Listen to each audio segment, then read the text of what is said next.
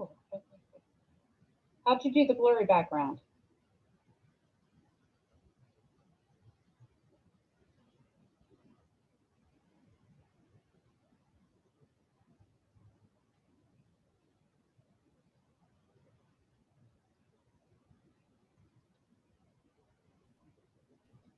There we go.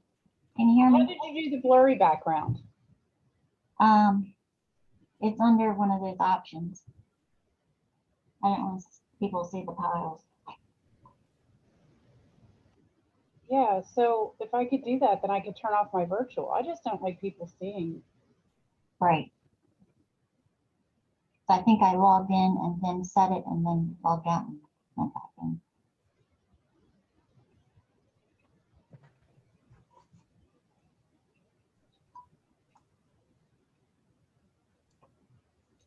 Hello, everybody. Hello. I just looked at this pamphlet. This is very well done. Sue Ann did it. Actually, teamwork. Yes. Of all I've ever seen, I think this is really, really the best I've seen. The way it's set up, the way that it tells you who each person is, it's fantastic. I love it.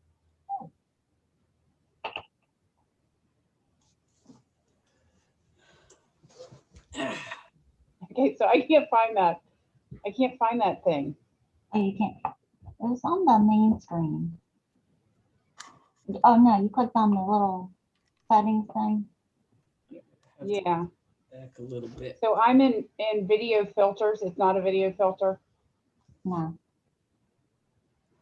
Maybe I should take this light off. Wait a minute.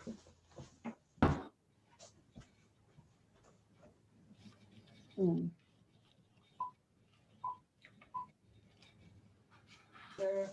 Oh, well, I'll just keep Let me see. Better or worse? Can't tell.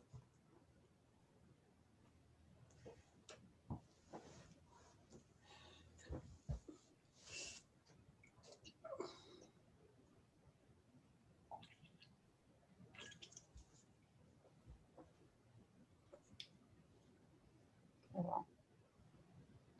That's what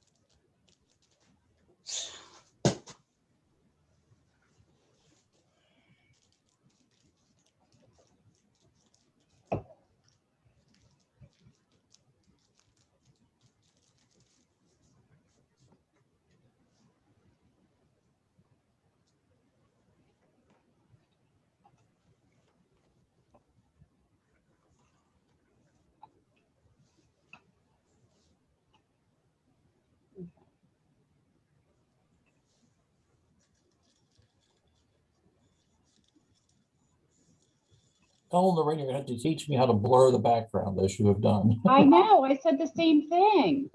I like that. Uh, It'll cover up all that junk behind me. That's what I thought too. So yeah, because A couple minutes, yeah.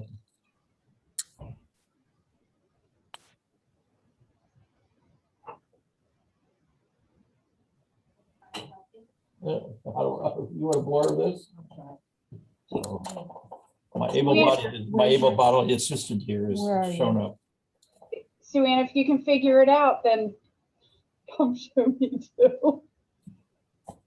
It's in the same place where you add a picture on the background. Yeah, I am aware. Hang on.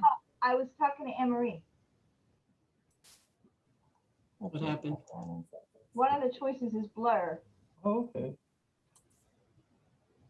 I don't have that choice.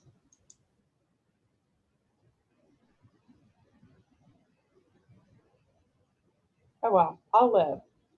It's downloading. There you go. What do you know? Good. Thank you. I like.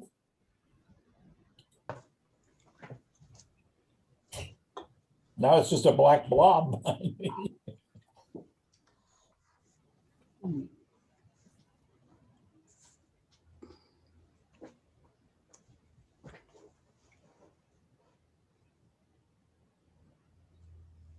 See, that's all I get. Oh, well. Sue Ann will race in and help you.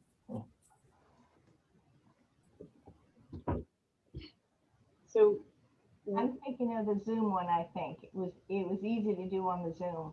I don't think I've done it on, I mean, on the, I've Teams. done it on Teams, Yeah, so it'll be fine. It'll be Alright. You're muted, Sue Ann. If you want to come and show me, that would be great, because we're still waiting on Khalil.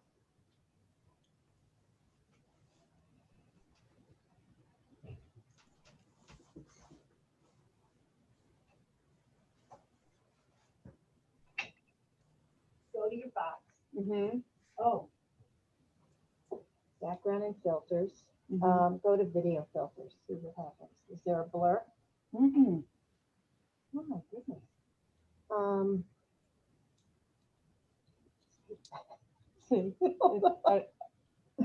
Okay, go back to virtual background. I wonder. What is Robin's in San Francisco this afternoon. You can add an image, but then you have to, You don't have it. okay. Oops. There's one. You don't have it. She Okay. doesn't, you don't have it. All right, so sadly, I don't have that option, which means that it's either virtual background or you look at my clutter. So we'll stick with the virtual background.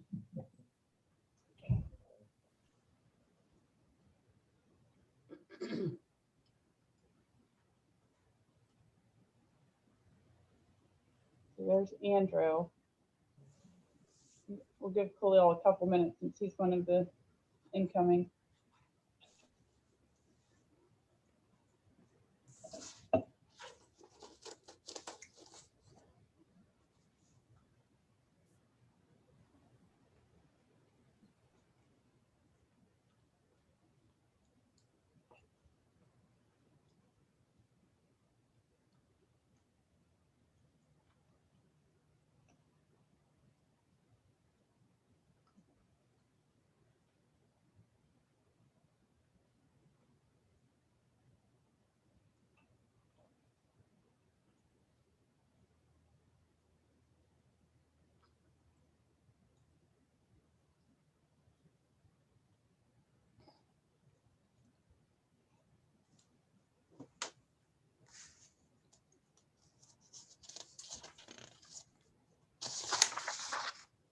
Carolyn, just so you know, before I came on council, I didn't have any gray hair and I had 20/20 vision. So Andrew, at least you still have a full head of hair. yeah. It could actually, pretty much all of you do, because I would think it could cause you to pull your hair out.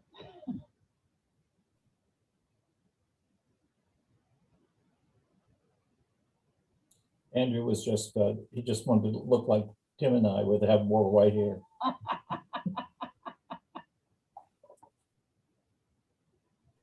It's blonde, Ted. It's blonde. Right. You can convince yourself of that. But Hey, Bonnie and I were just talking, and apparently, according to the woman who cuts her hair, there are a lot of people going and dyeing gray now. So, well, there are a lot of women in this town who have stopped coloring their hair, period. And they've become gray automatically. so Are you waving your hand, Janet? You're guilty of that. My wife went that route. September of 2019. so my gray is just concentrated in a number of areas, so I would look very weird if I let it go. So, And Carl has the best solution of all. I agree. Not sure I could. I'm not sure I could rock that style. Okay. Well, it looks like, is everybody here? everybody, Tom Spell is having troubles getting in, so I'm gonna watch the attendees and promote him. I just sent him the Okay. link. So we'll go ahead and get started. Mayor, do you want to kick us off? Yeah, sure. Well, thank you all for taking time to be here today. Obviously, this is a big change for council with Andrew and Tim having been on only 9 months and Khalil and Carolyn just joining us now. It's quite a change, and we have a very, very full plate of activities and considerations to be made in the months ahead. And I appreciate the energy that I've heard from each of you individually this week as we've had a chance to meet and talk through possible appointments. And I will, now that I've completed a meeting with all of you separately, I'll be putting together appointment assignments or committee assignments as we go forward. And I hope to get that out to you tomorrow or Saturday at the latest. But I do appreciate everybody's willingness, and the energy that I've heard from each of you is really positive. I look forward to working with all of you. And I think all the other people here on this are staff members. And I think each of them are very anxious to get started and provide what answers to or help you find answers to any questions that you may have developed or may have been asked during your campaigning. And we look forward to working well together. I think if you haven't already found out, this is a very engaged community. And this community likes to know what's going on in the minds and of the members of City Council. And so we try our best to do that. I think you'll see that as you get into our meetings, even on Monday night, we'll have very large attendances at our meeting. And this is indicative of probably the way this community functions and has developed over the last 15 years. When I first came on council in 2004, it was much more sleepy and people didn't bother to come. But I think due to the change in population and the interest and also the level of activities going on in the city and around the city, our community is very engaged and very anxious to learn how we as a council are going to handle the various issues that are coming before us. So I think we all look forward to working with each of you to make sure that the city continues to move in a very positive and progressive manner. And thank you very much for your willingness to serve and look forward again to working with each of you. With that, Emery, it's yours. Thank you. Thank you. All right, so I'm going to share my screen. We've got a number of PowerPoint presentations that we will go through from each department. So I'll start kind of on the broad level. You did, both of you did come in and you got your binders. So, you know, if you get insomnia, you have plenty to read that can help cure that insomnia. What you haven't gotten yet is your code books, and that can really help the diehard insomnia, because that's about 4 inches thick. So we'll be working on getting the code books to you as well. So, all right, so each of us department managers will be providing you a little bit of our own background so that you know who we are, and we'll talk about kind of what our departments do. So about me, I'm a Baltimore native. I moved to Delaware in 1994 to attend the University of Delaware Public Administration program. I received my MPA in 1996. When I was in graduate school, one of my good friends that I made there, who I've kept in touch with over the years, her husband was a PhD student at the College of Marine Studies. And so he was in Lewis, and she would visit him on the weekends, and my then fiance, now husband, and I would come and visit with them as well. And then when we had graduated and he was still in a PhD program, and we, you know, were young married couples without kids, we would spend a lot of time in Lewis. So Lewis, from that point on, has been, I think, I've always thought it was kind of the most beautiful place in Delaware. And when I worked for state parks and early in my career, Cape Henlopen State Park was always my favorite as well. So when I graduated, I was a planner with the state of Delaware. first at DenRec and State Parks, and then in the State Planning Office. And I did actually work some with Lewis in that role. I got to know Kay Carnahan. I knew Mike Tyler. I got to work with a lot of the people in Lewis at that point.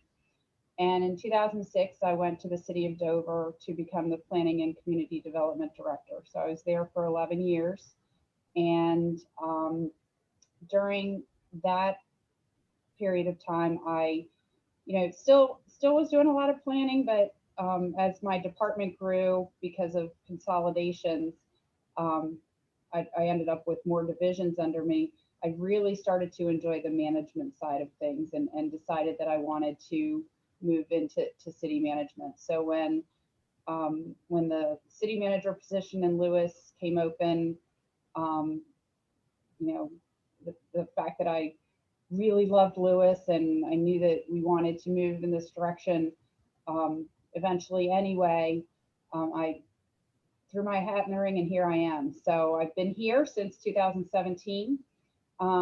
I am a credentialed planner through the American Institute of Certified Planners. Janelle has that designation as well. And I'm a credentialed manager through the International City County Management Association. I am married and I have two wonderful boys aged 21 and 17. So when you hear me talking about, I have one more year before the 17-year-old is out of high school, and that our family's plan is to then have the house listed and move here. So we'll see. So an overview of what we'll talk about today. We'll go through administrative matters, some of the startup things like filling out your employment paperwork, because you do draw a small paycheck from this position. We'll talk about the legal framework. We won't delve too deeply into it because we did that yesterday with Glenn. Talk about the council manager form of government, and the slides make it look like we're going to talk a lot about the roles under the charter.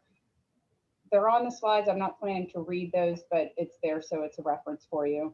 Then we'll move into the budget and how that all works, and then move into the different city departments. So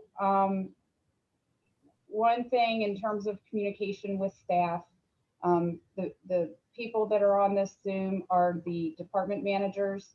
Your primary point of contact typically would be me, but often if you know something is a building official issue, you might ask a question to the building official, but I always ask that you copy me so that I can be in the loop. And then when if there's assignments that we want to give, I do request that assignments come through me so that I can manage the workload and make sure that it sometimes there's a blurry line between, say, what planning does and what the building official's office does. You will get an ID badge that will help you, that will allow you access to the building when it is not open. You will get city email accounts. Ellen Rain will provide that information to you and how you can log in. I did mention the city email accounts to you yesterday when we had our meeting with Glenn. The council meeting is the second Monday of every month. Typically, we will do an executive session at 5, provided there are executive session items, which it always seems there are. And then the regular meeting starts at 6:30. And then we generally follow Robert's rules. So one of the things that you have in your binder is Robert's rules in brief. So again, we're not as formal as a lot of places, but in terms of making motions and discussions on the motions, we do try to generally follow that format. I haven't seen a Robert's rule in years. So, well, you'll get, I mean, again, we're not overly uptight about it. Okay. Again, so in my slide where I was supposed to tell you what I was going to talk about, I went into detail, so I'll go quickly through this. So again, the primary point of contact would be me. That way I can work with the departments and make sure that the information flows. And it helps to make sure that I'm informed of things. So, you know, if there are things that need to be addressed, if everybody's going directly to the individual departments, it's hard for me to realize that I have an issue that needs to be addressed. It also allows me to stay on top of how responsive we're being to the request, and then avoids the duplication or conflicting direction. There will be times where there's a project and where I'll say, you know, and for instance, as the treasurer, you are going to be working directly with Ellen Lorraine on some things. You know, again, I still like to stay in the loop just so I know what's going on, so that if something comes up, I'm not caught totally off guard. If something is brought to you by a constituent, I would ask that you get it to me as quickly as possible so we can resolve it, because we don't want the issues kind of hanging out there. And Sue Ann has been amazing at you know, staying on top of, if we send an issue to a department to address, you know, she'll come to me and say, do you know if that's been addressed, so it doesn't fall off my radar. So that's part of the reason that we do want you to come through me, and then that way we can track these issues. And again, if you bump these issues to us, you can even ask, you know, if somebody says something, you can say, give Anne Marie a call. However you want to handle it, you can bring me the issue, or you can suggest the person call me. Whatever your style is fine. The more things we can handle, the less that you'll get bothered with them. So part of our role is to try to get the, you know, the nitty gritty details done on the staff end, so that you guys can work on the big picture. Anne Marie, do you mind if I take a pause here and ask about, because one thing when I came on council was the press calling and asking for your position on something, and I treated that the same way as this. And I don't know if that's generally the right thing to do, but I don't want to speak on behalf of the city, so I've just generally referred people from the media to you. Yeah, and that's fine. So Ted and I will frequently be the point of contact for the media, and if the city doesn't have a position yet, if council hasn't acted, we will let them know what's coming up without, you know, sharing a position. And if it's something where council's acted, we'll share that position. So, you know, certainly if you love talking to the media, but sometimes it can cause more problems if you have multiple council people talking to the media, sometimes giving different perspectives, and, you know, which one's the city perspective. So does that make sense? It does, yeah, that's, I mean, that's, if what I'm doing is okay, I prefer just to have the one Yeah. spokesperson, And yeah. especially because even well-meaning reporters can sometimes get things wrong. And, you know, nothing's worse than being incorrectly quoted or quoted out of context, and then the next thing you have a constituent who's upset with you. So if it goes through me, the constituent would be upset with me. So Generally, Anne Marie and I work together on answering media questions. It's pretty easy to do that way, and it provides a conduit. And most of the media is pretty good about that. Generally speaking, RDE and BOC and Cape Gazette reach out to us either individually or in sometimes both simultaneously to both of us. So, but if you and have whichever one questions, calls back first is the one that deals with it. yeah, sometimes we swap off on who responds. So Right. anyway.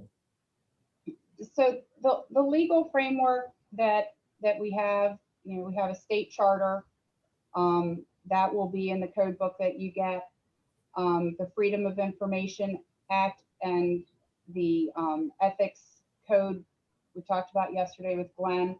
We also do have an anti-harassment policy, and that is in your binder. There were a few areas where pages were flagged, and that means there's something that we need you to sign and return to us.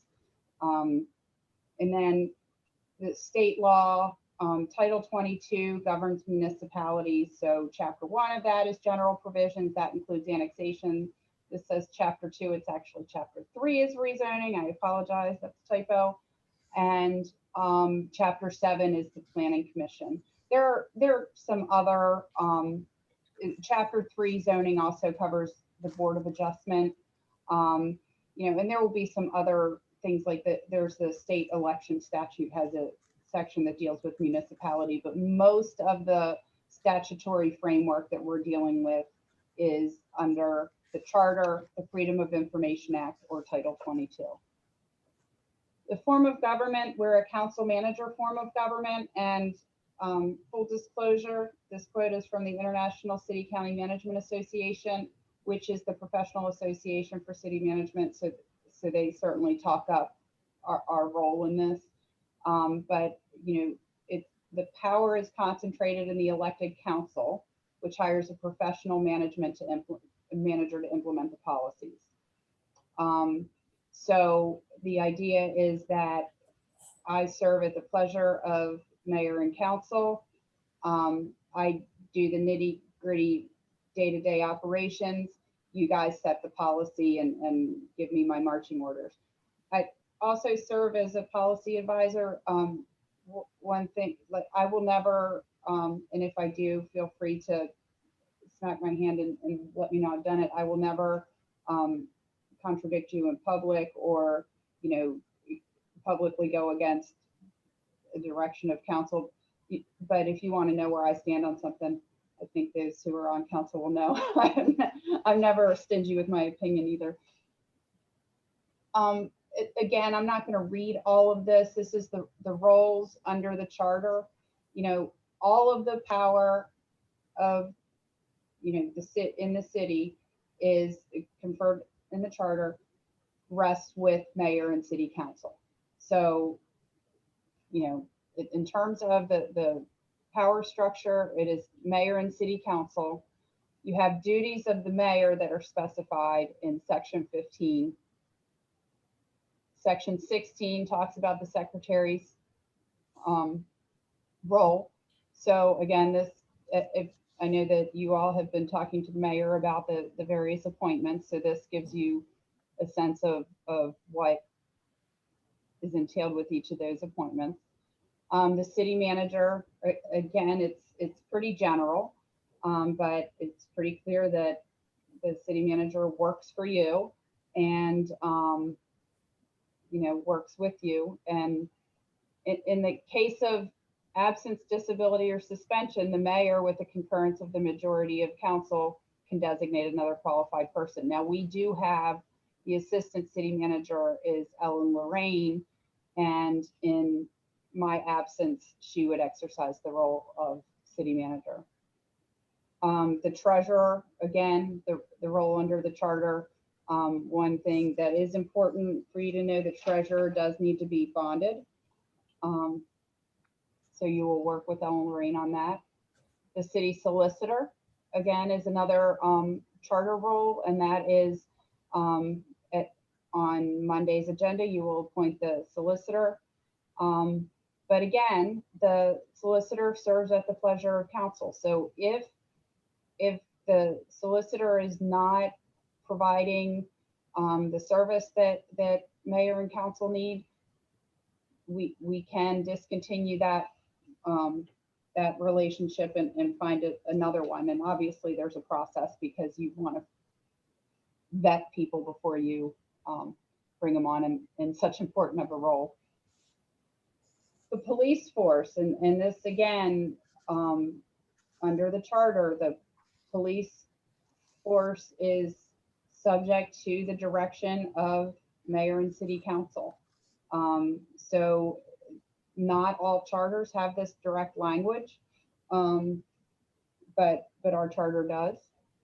So, you know, again, I'm not gonna read it, and you have the paper copy, but I just thought it would be helpful to pull these things out so that you could have easy access to those roles under the charter of the various players in the city government. There was an amendment to the code, not the charter, but the Lewis Code, Chapter 1, that was adopted in December that further clarifies these roles. There is a copy of that ordinance in your binder. I think it's right behind the employee manual. So the city budget, I think you all know this. Well, I know that the city council people know this. The fiscal year runs April 1st through March 31st.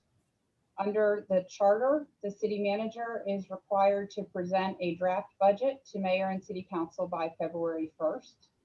And you will get that on February 1st. Ellen, Lorraine, and I take every allowable second, minute we have to make sure that we dot the I's and cross the T's and have numbers as up to date as possible. We typically have about 6 budget meetings. They can be anywhere from an hour and a half to 3 hours, depending on, how detailed we get in certain areas. And then the adoption of the budget is typically the 3rd Monday in March. So this year, in most years, because the National League of Cities meeting in Washington, D.C. is the 2nd Monday in March, we changed the council meeting to the 3rd Monday in March. This year that was virtual, so we did not move the regular council meeting, but we did schedule a special council meeting on that 3rd Monday in March to adopt the budget. It needs to obviously be adopted before the end of March, but again, because we have a meeting schedule and there's quite a bit of back and forth and changing the budget from the initial draft to what gets adopted, that gives council time enough to work with it. The structure of the budget, the general fund is the operating, that's where all of the departmental budgets, all of the committee budgets, and then our general operating expenses. Municipal street aid is a separate fund, and that is money that we get through the state of Delaware each year. It's determined by a formula. So the governor's recommended budget has, I believe, $6 million allocated for municipal street aid.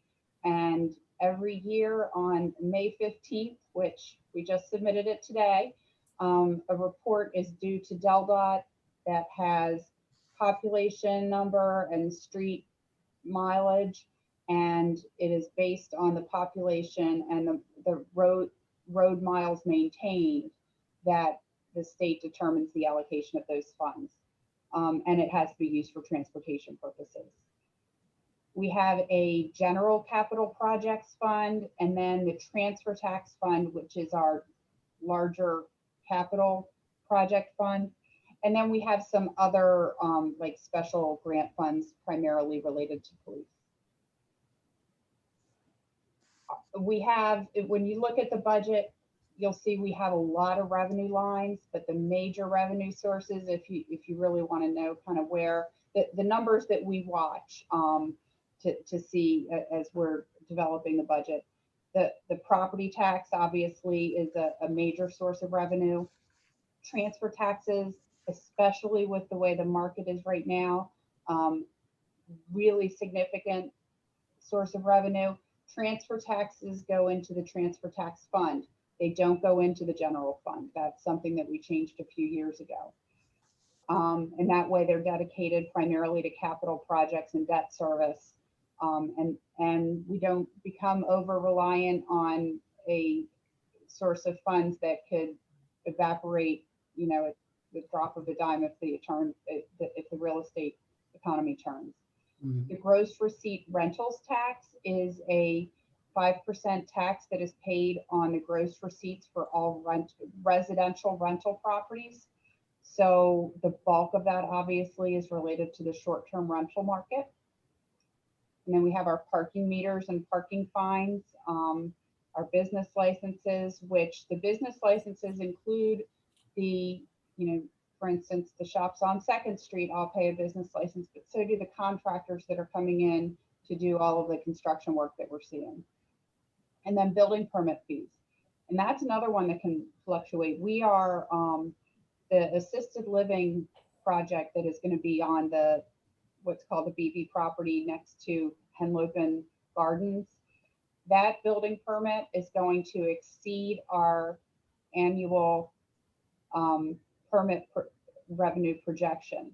So, you know, obviously we'll talk about that when that funding comes in. About obviously when a revenue comes in higher because of a one-time windfall, you don't just say, okay, we're going to spend it. You know, so we'll talk to you guys in a council meeting about how we deal with that. But building permits again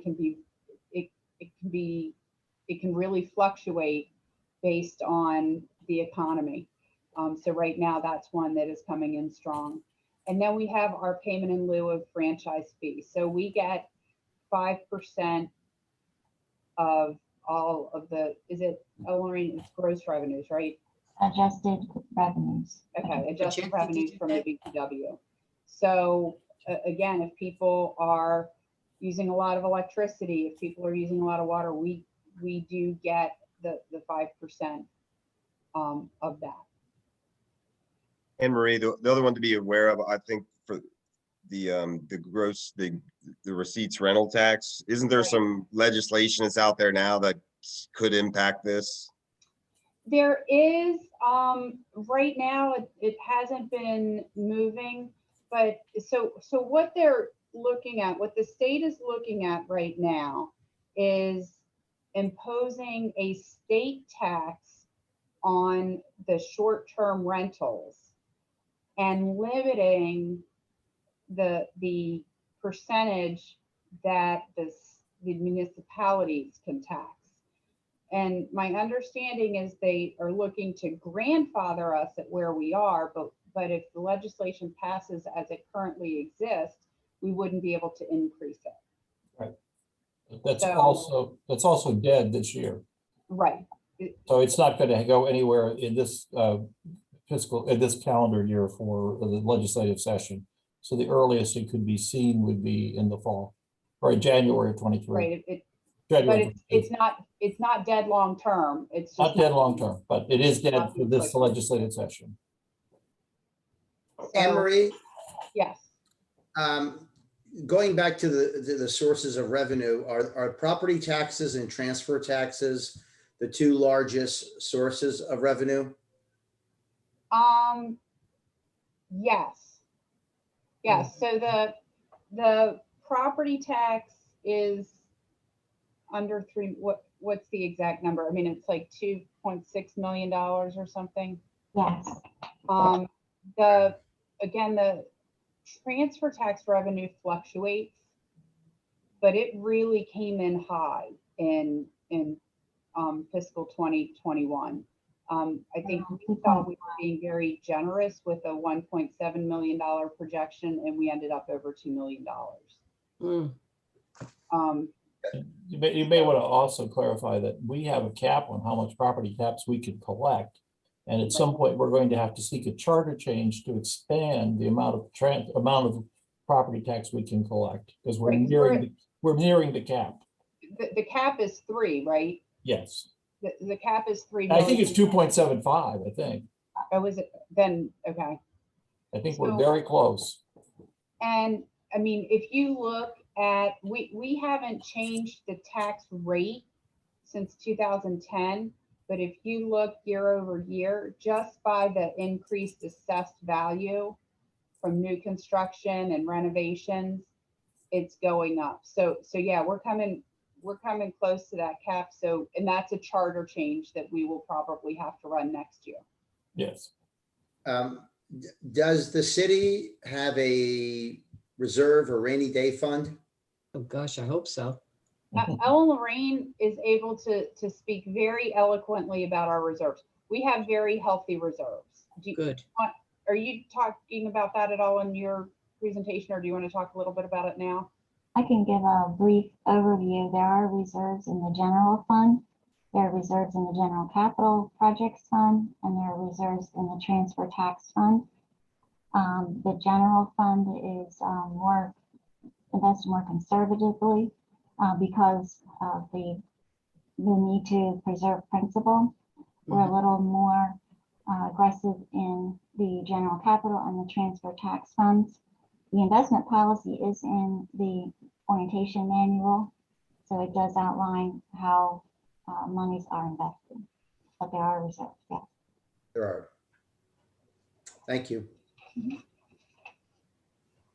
Carl, those are managed through UBS. And they've Okay. obviously been doing very well until the last 3 days. Got it. And we do have a copy of our investment policy in your binder as well. So that tells you kind of the direction that we've given UBS in terms of investing. The capital budget process, this is something that we're in the process of trying to improve. What we do now is we have periodic meetings of mayor and city council specifically to discuss capital projects. In 2020, GMB completed a comprehensive street and sidewalk assessment, which gives us a better ability to plan ahead for and prioritize the various street improvements that need to be done. And one of the things that we, for all that you hear about, some of the challenges we've had in working with BPW, one of the areas where we have consistently worked well over the years is in coordinating our street projects with their sewer and water projects. So if we're, for instance,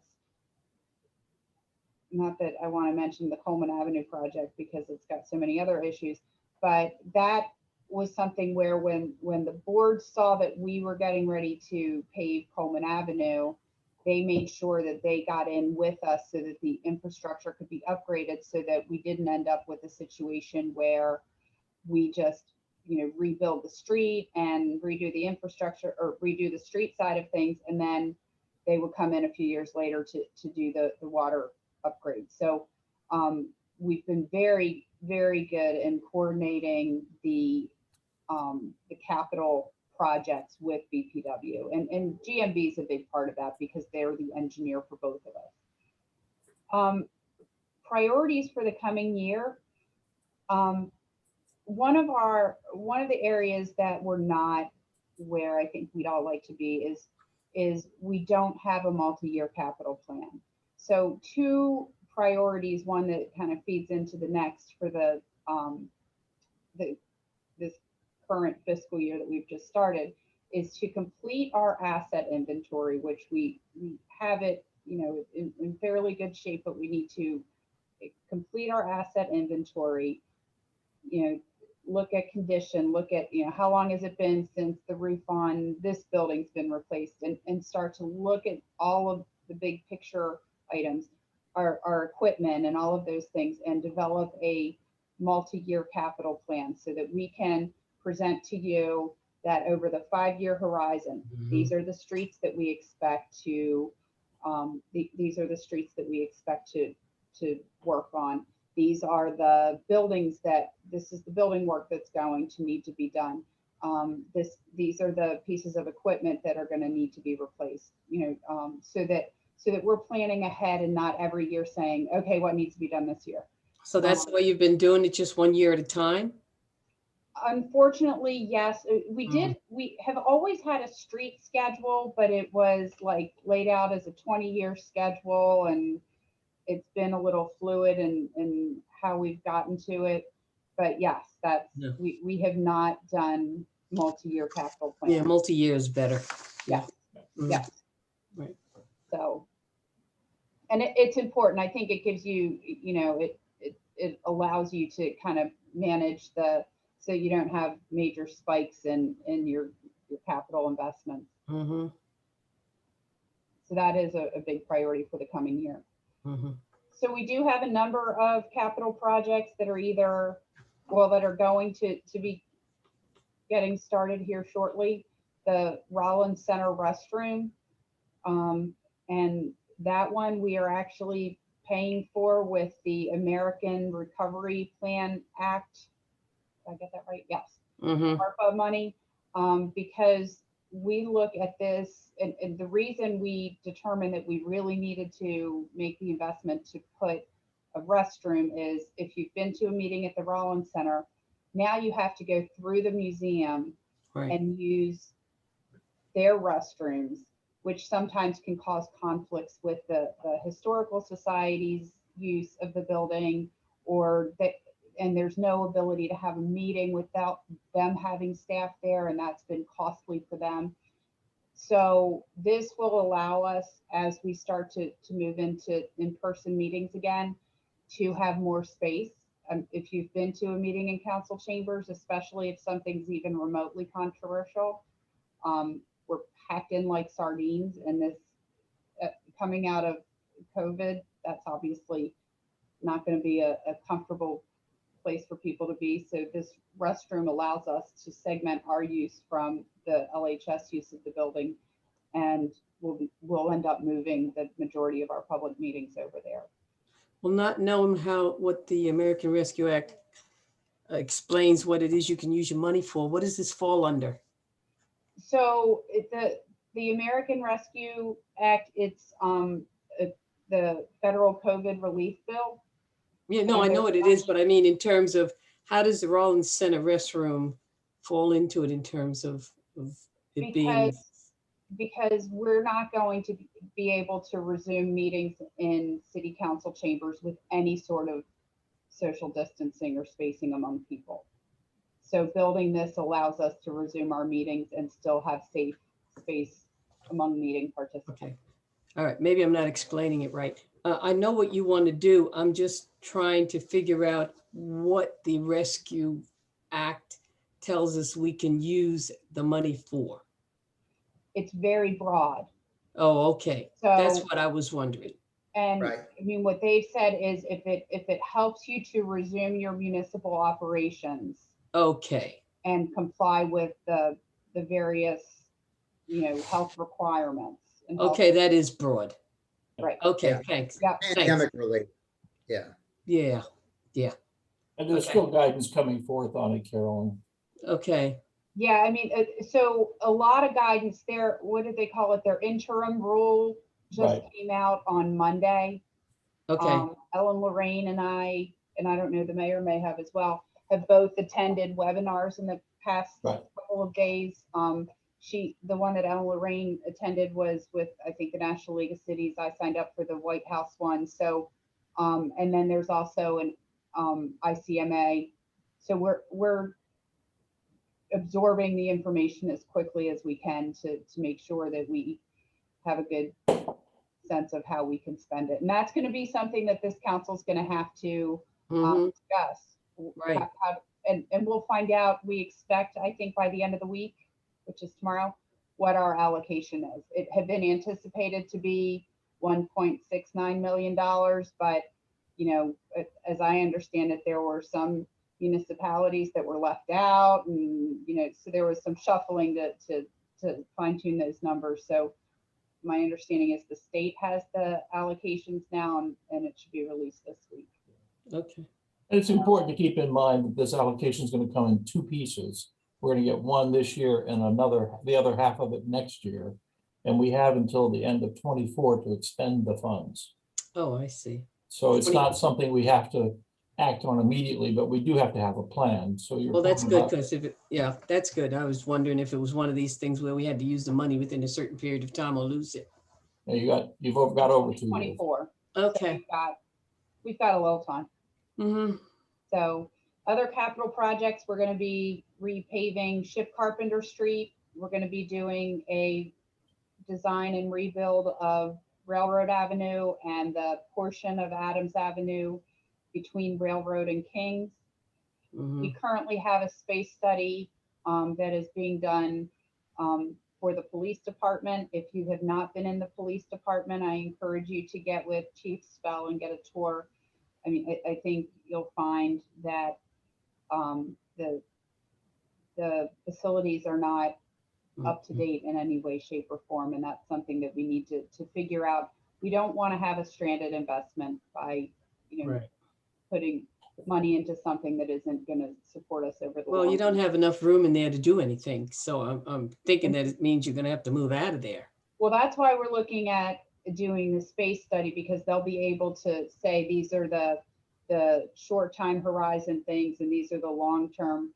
And again, we don't want to do something that ends up being wasteful Right, in Right. the long term. right. I hope I don't get in trouble for this, but I put tennis courts on the slide. It's actually tennis/pickleball/basketball court. But that project should be getting underway relatively soon. I need to check in with Charlie and see where we are with all of that, but that should happen soon. We are going to be improving, well, in the case of Schley Avenue, we're going to be reorienting the parking lot there. We're going to be improving the parking lot at Otis Smith Park. In the case of Otis Smith Park, we have asked GMB to design it using pervious material. Unless you've been under a rock, you probably know that there's a little angst about impervious cover within the excellent recharge area, and it would be a tad bit hypocritical if we put down impervious surface in an area that we're trying not to overpave. And then That's just on that side street is all you're talking about, right? Yep, right behind the pavilion by the Daily Market. Right. Yep. Carolyn, what you may not be aware of is the Daily Market building, the actual edge of the Daily Market building facing the canal is from there over to the tree line at the Beacon is actually a city street. Oh, Yeah. Oh, really? Mhm. I never noticed. And it's that's where we're creating the parking lot. Yeah, and one thing Emery didn't mention is the Otis Smith and the Schley Avenue lots are of interest to both Smick and Lopez as possible contributions that they would make with their community transportation fund money that they get every year. Good. They're very generous Nice. with the Good. city. Good. They each get $300,000 a year to distribute in the areas where they work or where they're from. And we have asked them for interest about this. They've done things like to help us in other areas in the past.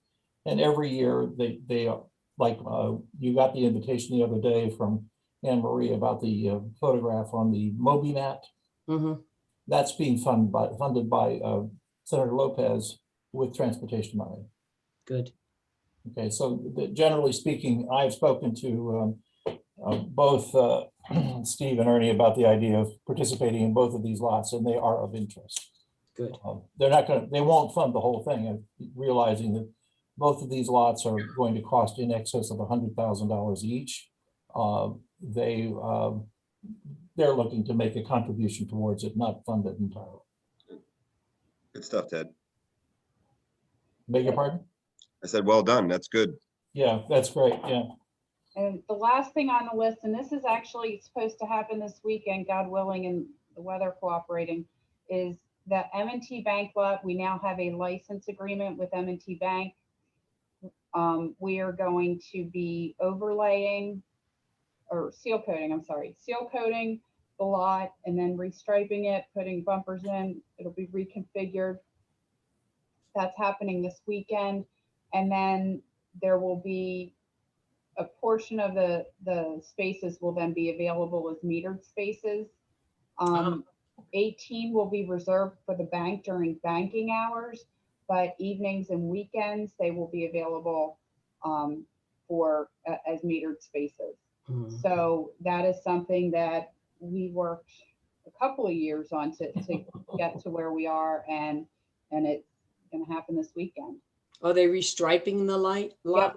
Yeah, it's going to have a more efficient striping so that more spaces than are currently striped. That's what I was wondering. You're like double, right? Okay, thanks. So looking forward, organization wide, we have a number of challenges. One, I've been here 4 years and I have seen a change in expectations in the community, kind of just, this is a changing community. So one of our important things that we need to keep with us is ensuring proper staffing levels as the city grows and changes. And sometimes that might mean moving staff from one area in the city to another. It's not always adding, it's sometimes just reallocating. Recruiting qualified staff across the organization.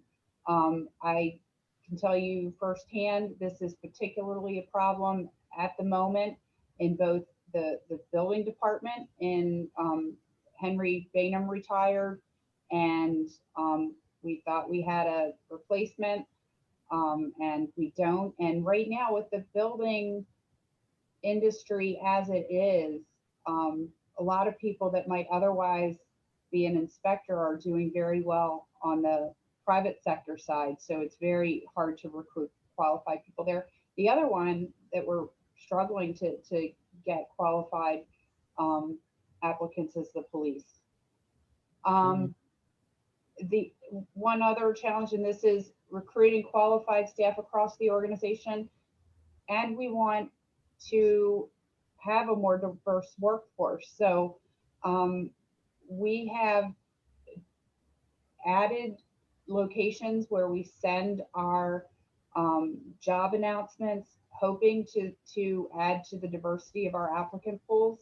So far, we have not seen a big change in the applicant pools based on this. So we need to continue to figure out ways to cast a net to bring in more diverse applicants so that we can then in turn have a more diverse workforce. Can I ask you a question? Yes, ma'am. And looking at the staff on a whole, have you, when you came on board, did you look at the various organizations that you have and determine whether or not the positions they're doing and what they're doing are up to snuff as it relates to today? In other words, somebody could have come in as whatever, and things change over time. Have you ever looked at it and done a reorganization and sort of moved your people around according to the different needs you have now? We've done quite a bit of that. Not to say that there couldn't be more.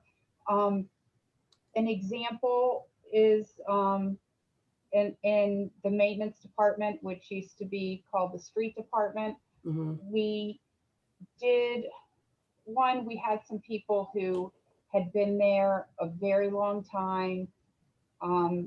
They wanted to retire, but some wanted to retire, some didn't. We offered a retirement incentive in 2020. It was just before the It was pandemic. last spring, yeah. Good. Because it gives you a chance to go back and look at the positions themselves and determine whether or not the positions you have are right. Well, so when that happened, we looked at the positions, and we took a position in that department and made a facilities foreman position, because we did not have anybody on staff looking at facilities. Another thing that we did with one of the vacancies in the finance department in the last year is that we have restructured it into an HR administrator, which we did not have before. And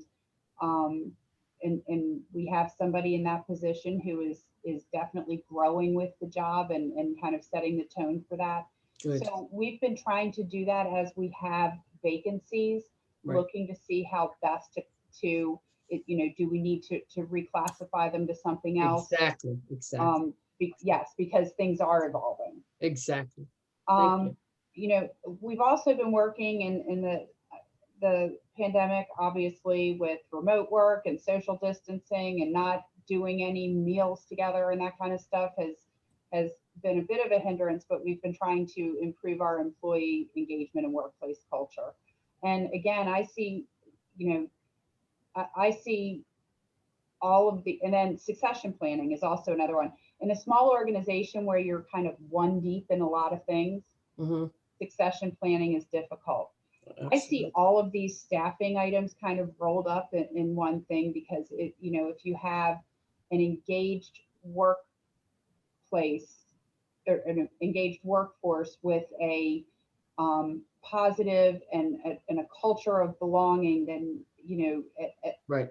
as you bring diverse people in, they don't feel out of place, and they don't, you don't have these. So I think that focusing on engagement and culture, and expanding how we distribute our job postings. My hope is that all of these things will move us in a good direction. Right. Anne Marie, what is your sense of the threshold of how far people are willing to commute, or, to say work in Lewis, for example? We've got quite a few staff who live in Milford or Millsboro. Ah, So I would say, if you go from Millsboro, Georgetown, Milford, we even have a police officer who lives in, does she live in? Shelbyville, Frankfurt, No, Gainsborough, it's down there. no, Yeah. that's not great. police. It's up near Dover, Magnolia. Oh, Magnolia, yes, of course, right. But Upwards of 45 minutes at least you have folks living at least 45 minutes away. Yeah, I mean, I would say it during the summer, so people say to me sometimes, how do you drive all the way? And Khalil, that probably makes you laugh, 45 minutes being all the way. And I would guess that depending on the day of the week and the month, it probably takes me less time to get home than it does somebody from the other side of Millsboro, just the other side of Millsboro. But I would say the bulk of our employees live in like Millsboro, Long Neck, Milford, and we have some that live in kind of the greater Lewis 19958. But I would say the majority don't. And are there jobs that people can come on that they're able to do right out of high school, for example? Well, in the maintenance department, we, so that doesn't require college, and we've gotten young people out of high school for that. that's pretty much it. I think most of our office jobs require either some schooling post high school or High some school, experience. yeah. Okay, thank you. So, again, another challenge, and again, I don't say challenge to mean it's a bad thing, but these are the things that we'll get to for Carolyn's work, have lots of fun working on together. Is meeting the service demands and expectations of a growing and changing population. Yeah. We're seeing people who had second homes now moving here permanently. So we're seeing, people, and then, I'm seeing so many things about people who just discovered Lewis, and then when we're listed in Parade magazine as a great place to retire, I mean, people are going to keep finding us. So meeting the various service demands as people continue to move here, and they have different expectations. I mean, one of the things I've joked about for years in Delaware is we have, and I don't think Lewis is quite this bad, but we have a lot of people moving to Delaware to retire because our taxes are so low. But they expect the same level of service that they had when they were in New Jersey or DC or these places where, the taxes were much higher.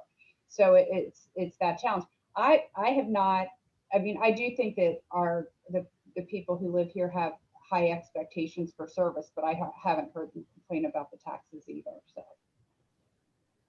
and then, especially because we have so many people that are now moving in permanently to their second homes, and others who have lived here for a long time, balancing the needs and desires of the seasonal residents and visitors with the year-round residents or the investment owners and the residents. I know I was on the candidates forum, I was looking at the questions and, you know, I think they did a very good job to getting to as many questions as possible. And this might have been anonymous, which it might be why they didn't.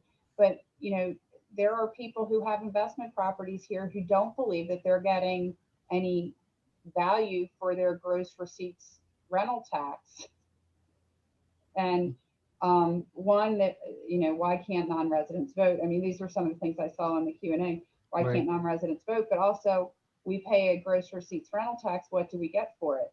You know, my answer is the amount that we pay to do the second trash collection, and Yep. you know, there are a lot of services Services. that we provide that people don't necessarily realize. But I mean, this one particular person said that we should pick up trash on Saturdays so that cans are empty for changeover. My guess is that's not what the homeowner in Pilot Town Village would say. So you have, you know, these two, and my guess is it's also not what the typical resident anywhere would say. So you've got, you know, the short-term renters, the property owners who own rental properties, and then you've got your year-round residents, all with kind of different needs, desires, and that's, I think we're going to keep seeing that come up. We don't have a strategic plan, and I think and we're working toward it. We have the National Community Survey is going to start here in Lewis very shortly. Ellen Lorraine and I have a meeting with Polco, the company that runs it, next week. And once we get and this is a nationally benchmarked survey, so you can compare Lewis to a similarly situated community in South Carolina or New Hampshire or whatever. And so the idea is that once we get that information, that we can use that as the foundation on which we would build a strategic plan. And that way we have a cohesive vision. We are able to align all of our departmental goals and objectives with that vision so that we're all going in the same direction. And then the last challenge, we are outgrowing it. This building isn't too bad, but we are outgrowing facilities. Carolyn, you mentioned it when I said something about the police station. Yes. If you go down to the maintenance department, we're running out of place, or we have run out of place to store equipment, inside. These are challenges we're going to be able to face. Now, the good news is both the mayor and I have heard repeatedly, and we think it's on good information, that the National Guard will be leaving their facility. And if that happens, you know, we're still trying to ground truth all of this. The federal process for disposing of property tends to favor local governments. So I had asked them about that. I asked about that when I was out there campaigning about that building. I think Khalil did too. Somebody asked us about, what are you going to do with that building? Yeah, I mean, it's a perfect property for us. Yeah, So, it is. You know, we'll have to keep our eye on that. But if you look around, there aren't a whole lot of other places we can buy land to expand. No, there isn't. So, They're already, I think, they're slated to move to a facility in Newark, Delaware. okay, I heard it was in Newcastle County, so that. Yeah, to Newark, Delaware. It's supposed to be by next summer, but they're not exactly sure. And then obviously the key question will become, which you mentioned, is what does the Army do with that facility, that property? And I think that's where, you know, we have an opportunity to try to get that donated to Lewis. Absolutely. Yeah. Yes, so I think that could be very positive. Yes. So now I'm going to bring up the finance PowerPoint and pass it off to Ellen Lorraine and mute myself. All right, so Glad that you all could join us this afternoon, and I want to extend again congratulations to the newly elected council members. So as has been mentioned, in addition to being the assistant city manager, I'm also the department manager of finance. And I want to speak for the ladies when I say that we do all look forward to working with you. So in this presentation, I want to introduce you to the hardworking employees in the finance department. This conscientious group, in one way or another, processes every single penny the city receives in revenue and tracks every penny expended. And I want you to know that we are accepting of this responsibility placed on us, and we all know that we are to think of this responsibility and the city's resources as if they are our own resources. Next slide, please. So a little bit about myself. I am a lifelong Sussex Countian. I grew up in Frankfort, which, for those that may not know, it is south of Millsboro, north of Shelbyville, in the middle of the county. I graduated from the Indian River School District, and for those that don't know, former Mayor Smith's stepdaughter was my second grade school teacher. So I'm used to grandparents and great-grandparents and aunts and uncles and cousins being next door, being down the road or around the corner. I started college at Delaware Tech and University of Delaware Parallel Program in Georgetown. I then transferred to Salisbury State University, it was known then as Salisbury State, and received a bachelor's degree in accounting and a master's degree in business administration.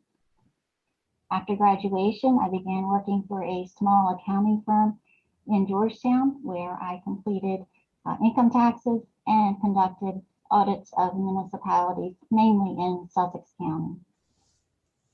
Lewis was one of the towns that I audited. In 2006, former city manager, Elaine Bismead, was retiring. She had served Lewis for 35 years. I was applied for the position of financial officer, and I was selected to fill that role. Last month, I completed 15 years of service with the city. Wow. In 2008, I was appointed by Mayor and City Council as acting city manager. And then in 2018, I was appointed assistant city manager. Next slide, please.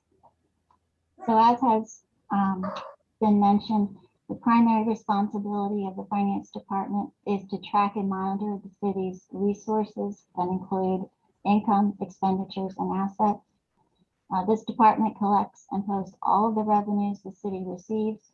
The sources of this revenue, as we have talked about, are property taxes, transfer taxes, business licenses, permits, the gross residential receipt tax, parking meter revenue, grant revenue, and also revenue received from the Lewis BPW.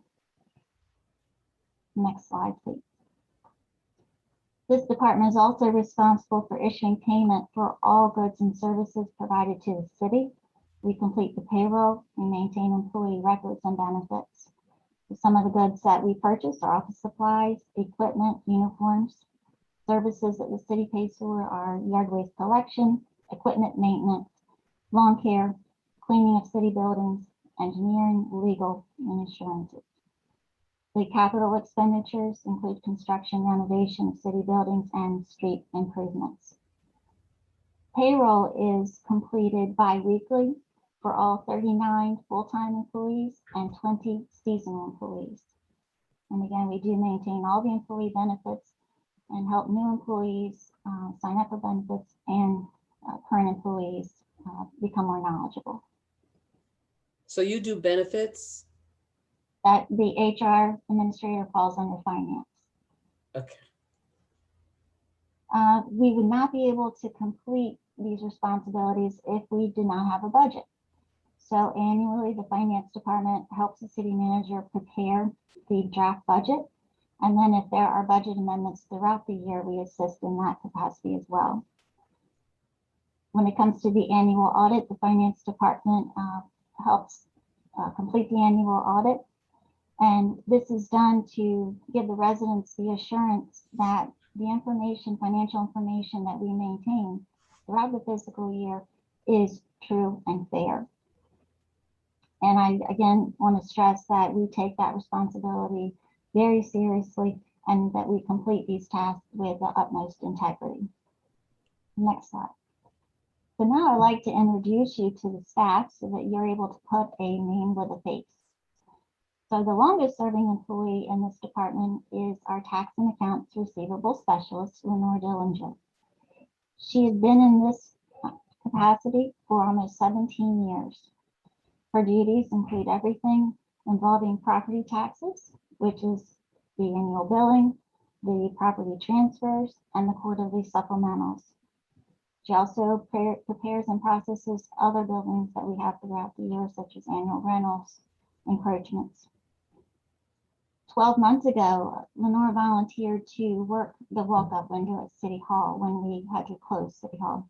And she has done that for the past year. She is the person that many residents and employees seek out to answer any questions that they may have. Next slide, please. Our permit and business license specialist is Chelsea. She joined us in December of 2020. Her previous experience is from a similar position with Sussex County government. While in finance, Chelsea works very closely with the building department. And I think Robin might mention that as well. She handles business licenses for general contractors, licenses of rental properties, and licenses for the personal and professional businesses that work in the city. She is able to answer general building questions and is the first person to receive building permit applications. She puts the information from the application as well as the supporting documents into our permitting system. She works to ensure that businesses, contractors, and rental licenses have been renewed and that the GRRT, gross residential receipt tax, has been paid. Recently, the city engaged a company to track online property rentals. And as the properties are identified by the company, Chelsea is the one that initiates the mailing of follow-up letters to get more information. Next slide, please. Our financial administrator is Debbie Lent. She joined us in September of 2020, and she also has previous accounting experience. Debbie issues payment for every bill the city receives, and as you can see, we receive a lot of bills. Monthly, she reconciles all the city's bank accounts. Each month you will receive a financial report, and included in that is a balance sheet and income statement, a very summary income statement, and then there's a detailed income statement. So you will get a listing of all of those accounts.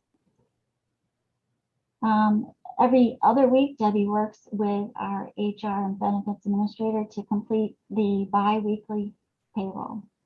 So she has to verify that the hours worked have been properly recorded, the payment for the hours worked is correct, and she reviews any benefits and reduction changes that are correct.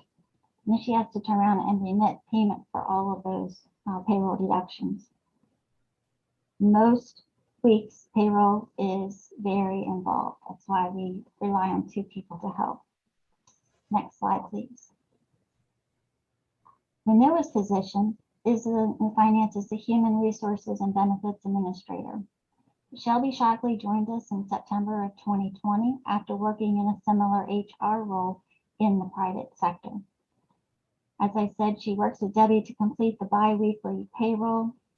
Shelby works with all newly hired employees and current employees to understand their benefits. Before new employees even start, Shelby prepares the ad, sends it to the various organizations in our area to recruit talent, and she helps department managers develop interview questions and then completes the new hire orientation. She is responsible for maintaining all employee records, tracks FMLA leave, prepares job descriptions, submits workers' comp claims, and follows up on unemployment claims. In a few weeks, the city will be recruiting a customer service specialist who will be working the inside window, and they will greet customers, answer the phone, process payments, and help us transition our documents to a digital format. The Finance Department's main priority, as I see it, is to provide timely and accurate financial information to council and city management so the best decisions can be made for this community. And we do this by processing revenues timely. We work very hard to ensure that billings go out on time, payments are properly posted, and that fees are assessed fair and equitably. We work hard to pay vendors timely, to provide us goods and services, because we believe this is a reflection of the city and the quality of work that we do. We value and respect our coworkers when it comes to completing their biweekly pay correctly and helping them to get answers to their benefit questions. Next slide, please. The underlying thing I'm trying to stress is that we work to achieve our priority by treating others the way that we want to be treated. So I appreciate this opportunity to talk to you, and I want to extend that if there are any questions, concerns, please feel free to call, email, or visit. And we look forward to working with Mayor and Council to better serve our community. Thank you.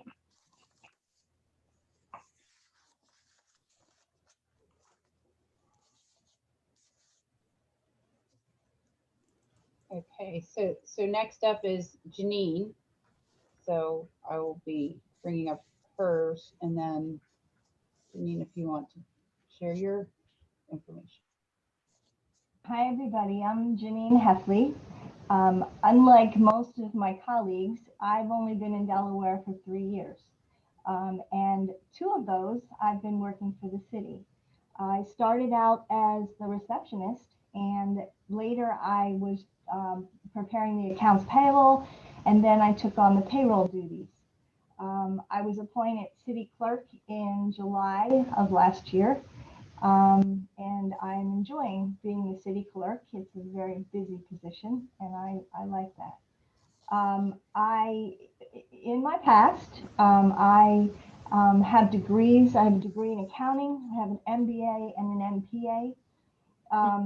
I'm a former CPA. Most of my accounting work was for the state of New Jersey.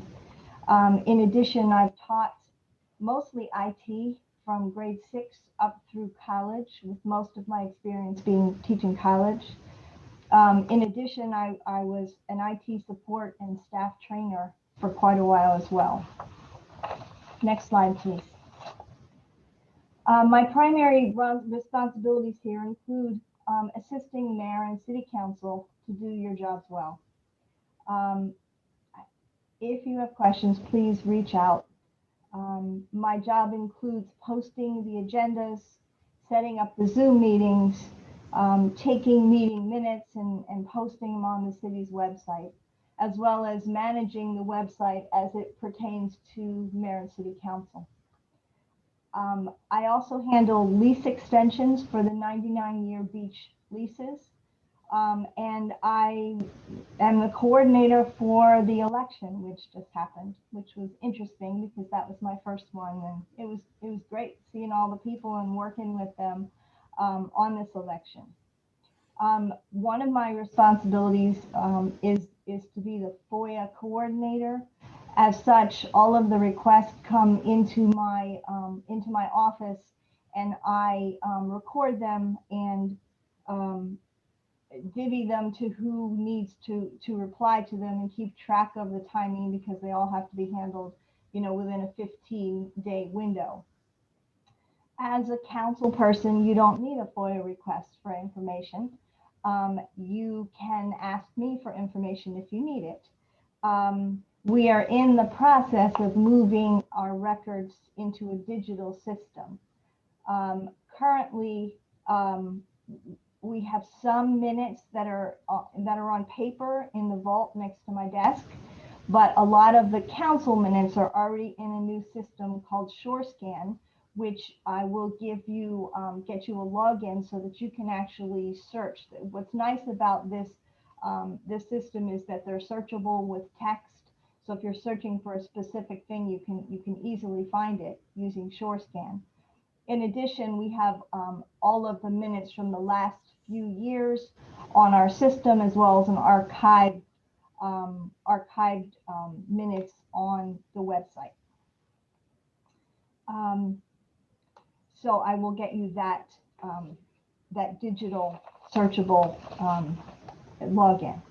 My priorities are to efficiently execute my duties, to help you, to be better council people, and also to make sure that all the meeting minutes are completed and up to date, and handle the FOIA requests in a timely manner.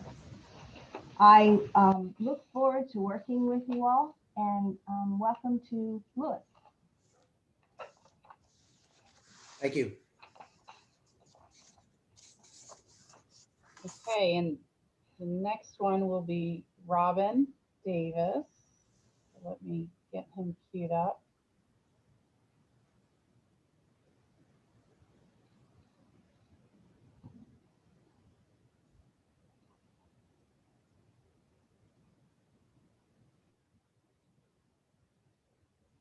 All right, Robin, you're up.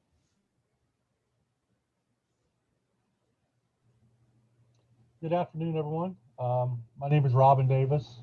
I'm the building department manager. I've been employed with the city for approximately 7 years. I was hired as the assistant building official when the city expanded the building department in 2014. I was appointed to the department manager in February of 2019. A little bit of background on myself. I worked for the town of Milton for 11 years. My first 3 years as the water department supervisor, and then my last 8 years as the project coordinator. I've owned and operated my own plumbing service and installation company, and I've served in the United States Air Force for 7.5 years. A little bit more before we get there. I have a residential building inspector certification through the ICC. I'm a certified floodplain manager through the Association of State Floodplain Managers, and I have a state of Delaware master plumber's license. I was born and raised in Milton, graduated from Cape Henlopen High School, and I currently live in the Milton area. Okay, we can move on. Some of the staff members in the department, we have Steve Barrow, who is our assistant building official. Steve was hired in August of 2016 as our code enforcement official. He was promoted to the assistant building official late last year. He handles majority of the residential plan reviews and inspections for building permits. He has years of experience in the construction field, and is a retired New Jersey firefighter. Joe Pembroke is our code enforcement official. He's really new to the department. He was hired less than a month ago. He handles all of our code enforcement issues, complaints, and conducts some inspections for us. He held the code enforcement officer's position for the city of Dover before coming to us, and he's a retired Philadelphia police officer. Chelsea is our permit and business license specialist. Again, as Ellen Lorraine noted, she's actually assigned to the finance department, but plays a key role for the building department in processing building permits, business and residential rental applications, plus she answers the telephone, answering the questions of general permits and licensing questions. She had previously worked for the Sussex County Building Department before coming to work with us. Amory also noted we do have an opening in the department. Mr. Bainham, Henry Bainham, had worked with the city for 15 years before retiring on April 30th. There's definitely his experience and knowledge of the city will be missed, because Henry was basically a lifelong resident of the city of Lewis. So he had a lot of back knowledge on the city itself. Some of the primary areas of responsibility for the department is to issue building permits, which includes plan reviews and on-site inspections. As everybody's aware, we're very fortunate.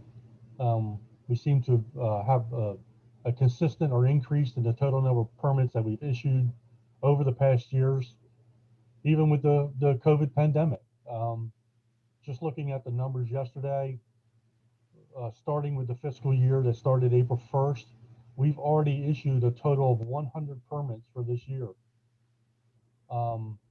So looking at that as a total, don't know if we can keep this pace up, but that would put us on pace for about 869 permits for the year, total permits, which is a good number, but I don't know if that's going to be obtainable, but that would be a nice number. Some of the larger projects we got going on right now, we have some the renovations and additions to the old Lewis High School, the third floor renovations to the BB Nurses School of Nursing, and as Amory noted, we just issued the permit for the assisted living facility. That's not been paid for yet. The settlement on the property really doesn't happen until next month. Also, future construction will be the new middle school at the current Shields Elementary site. There's also several subdivision applications that are nearing final approval stages. So it appears that our residential building permit numbers will stay steady in the future. We're responsible for review and issuing business and rental license, residential rental license. The city has recently contracted with a company called Host Compliance. This company will be assisting us in identifying any unlicensed rental, residential rental units. Chelsea will be working with the company and handling all this and any follow-ups with the owners to get them in compliance with payments. We also are responsible for code enforcement, which includes any zoning issues, property maintenance issues, and mitigating any type of complaints with the residents. We assist customers in all code and license inquiries. As the building official for the department, I act as the floodplain administrator and the CRS coordinator. The city does participate in the National Flood Insurance Program and the Community Rating System program administered by FEMA. During our 5-year cycle recertification last year, which is required through CRS, we received enough credit points to move to a Class 8 rating.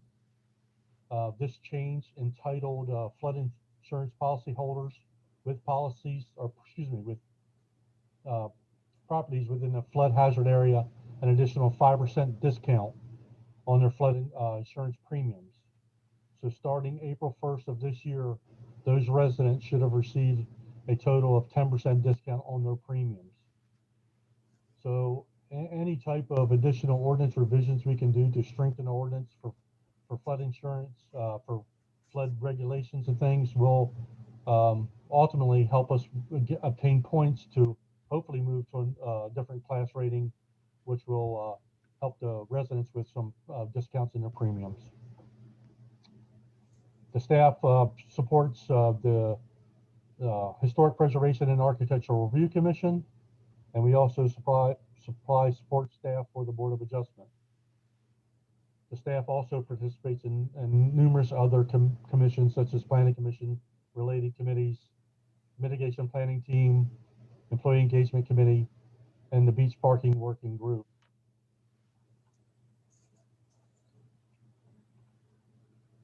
Excuse me. Some of the priorities for the department. I don't know if the slide's not moving. One more.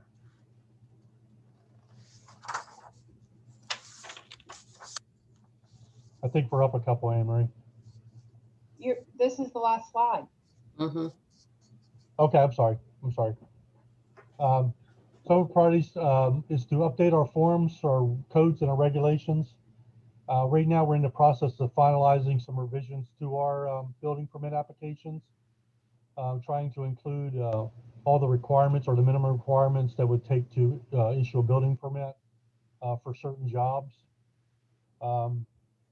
We are currently enforcing the 2012 ICC building codes, with looking to the possibility of adopting the 2018 ICC codes, building codes. This would put us more in line with the state that has already adopted the 2008 plumbing code and the energy codes.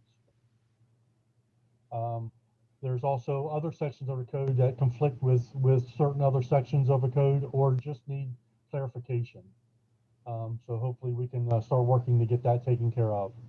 Also, the Planning Commission subcommittees are currently working on some revisions to the floodplain ordinance, which is in the areas of sea level rise, permitted fill, and more climate change issues.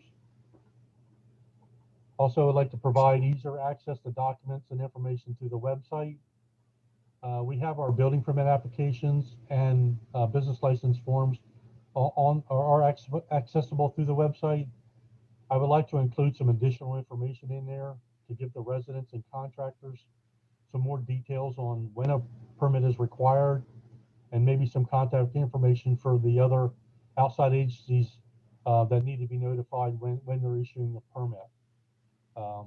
Overall, what we're trying to do is just look for ways to make things easier and the process more efficient.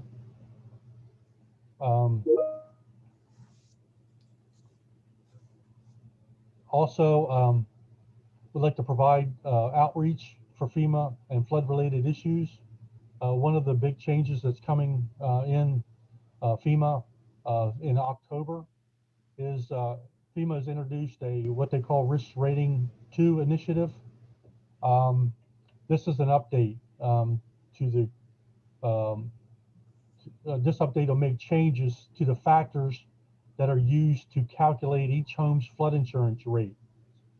It's a new approach by FEMA that will affect how premiums are implemented.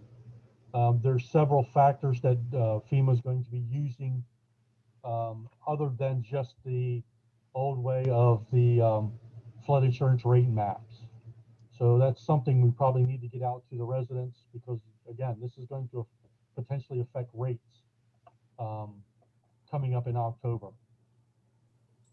One of our priorities is to provide responses in a timely and accurate manner and also continued training for our staff. As noted before, we basically have 2 new employees in the department, and Chelsea and Joe, and there are other employees. Steve has just recently switched positions. I feel it's very important to give them the training and opportunity, the training and certifications necessary to help them officially perform their job duties. We're looking forward to working with everyone, and feel free to contact me anytime with any questions or concerns. Thank you very much for all your time. Thank you. Okay, Janet will be up next as soon as I get PowerPoint loaded.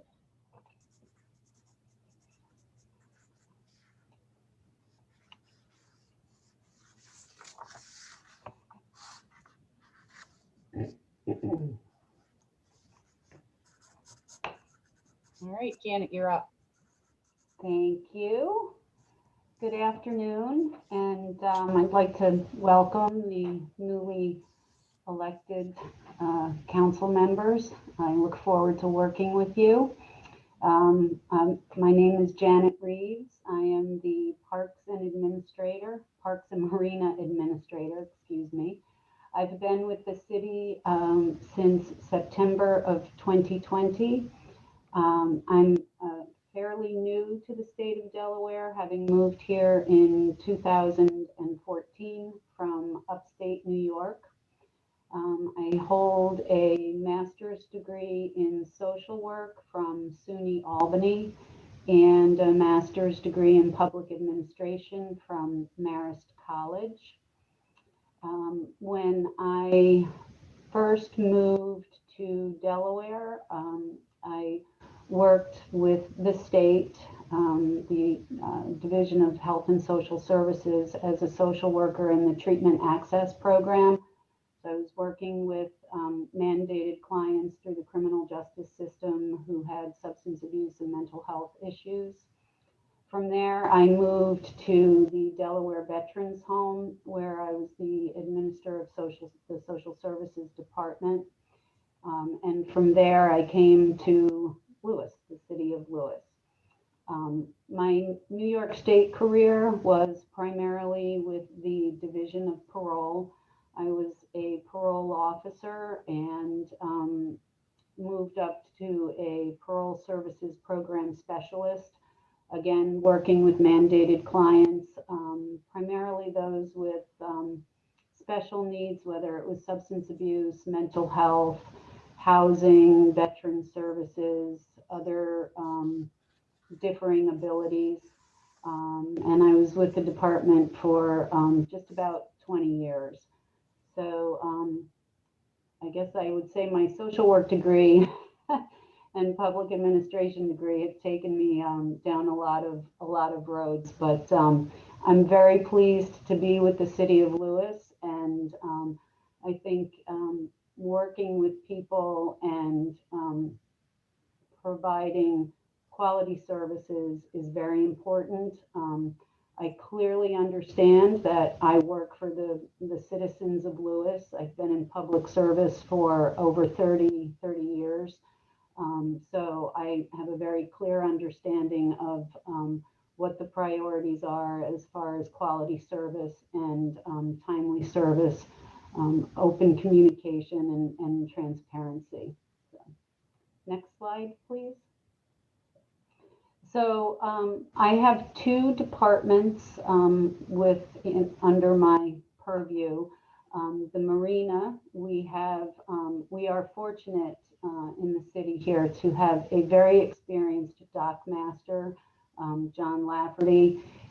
He has over 20 years Navy service, and he lives here in Lewis. He's very good with the public, very cognizant of safety issues down at the marina. So we're very fortunate to have him.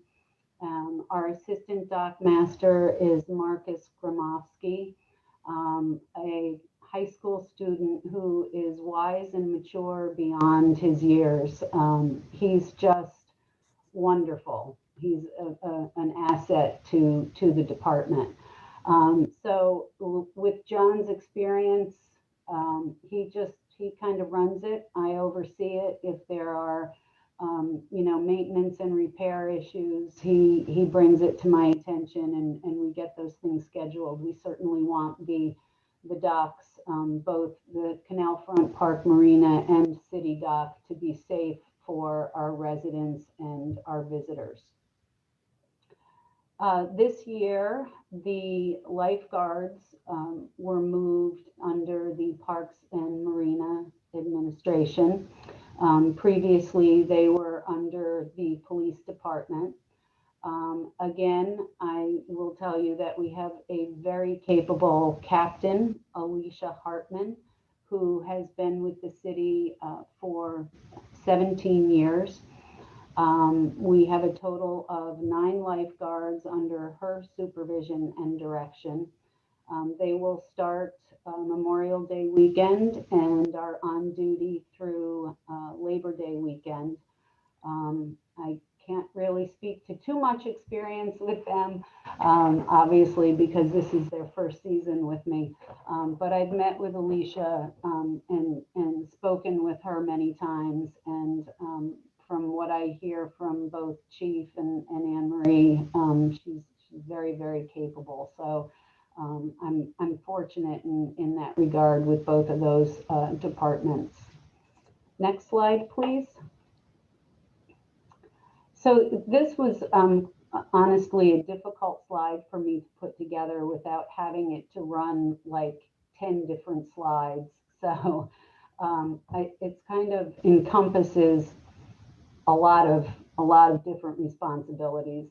I do oversee the maintenance and enhancements of the city's parks, of which we have 10.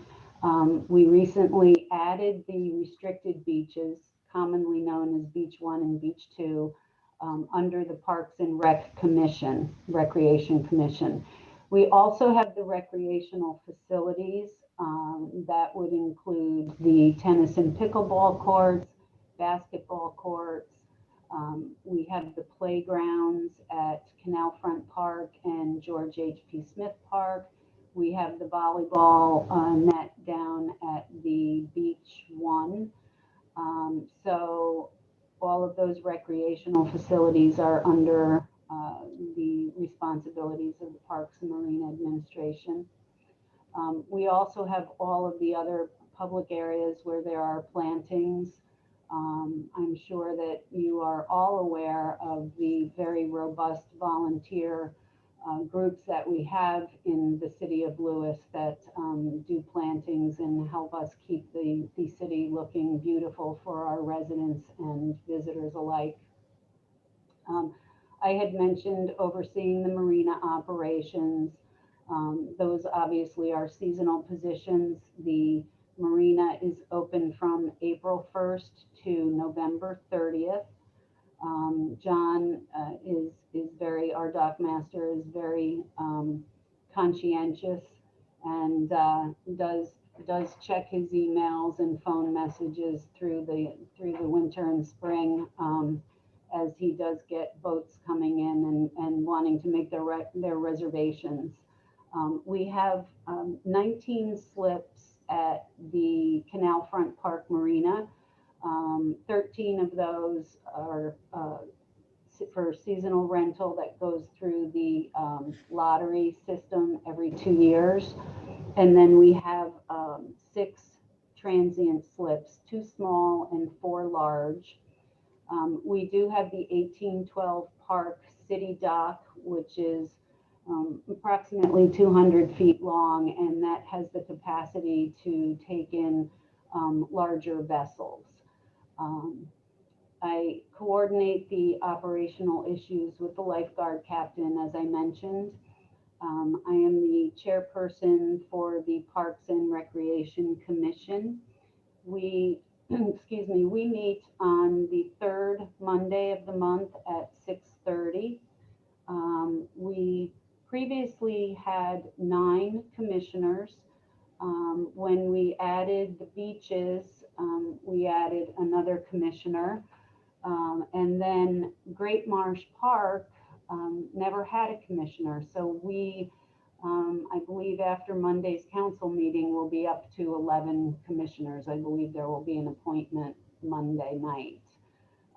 So we have 10 parks and 11 commissioners. There is one park, George H.P. Smith Park, where you're familiar, the farmers market is held on Saturday. That particular park has 2 commissioners because of the size, and the Blockhouse Pond, which is a stormwater management pond. So there's a lot of things that go on there. So there's 2 commissioners for that park. Let's see, I manage the park budgets, capital projects, and grant applications. Each year, we hold the Lewis Summer Concert Series in Stango Park, and we apply for grants through the Delaware Division of the Arts and a grant from WSFS Bank. So I write those applications. I recently started working with the Bike and Pedestrian Committee, and they will be applying for a grant, so I'll be assisting with that. And working with the commissioners throughout the year with improvements in their park budgets and any capital projects that they see. I think that one of the things that is on our radar is Blockhouse Pond. There's a lot of erosion around the bank, and we've been having discussions of you know, how to repair that to support the integrity of the shoreline there, and the possibility of a living shoreline. So I'm sure you'll be hearing much more about those types of possibilities. Next slide, please. I oversee all contractor work and any vendors that we have coming in to do work. We do have a landscape lawn maintenance contract.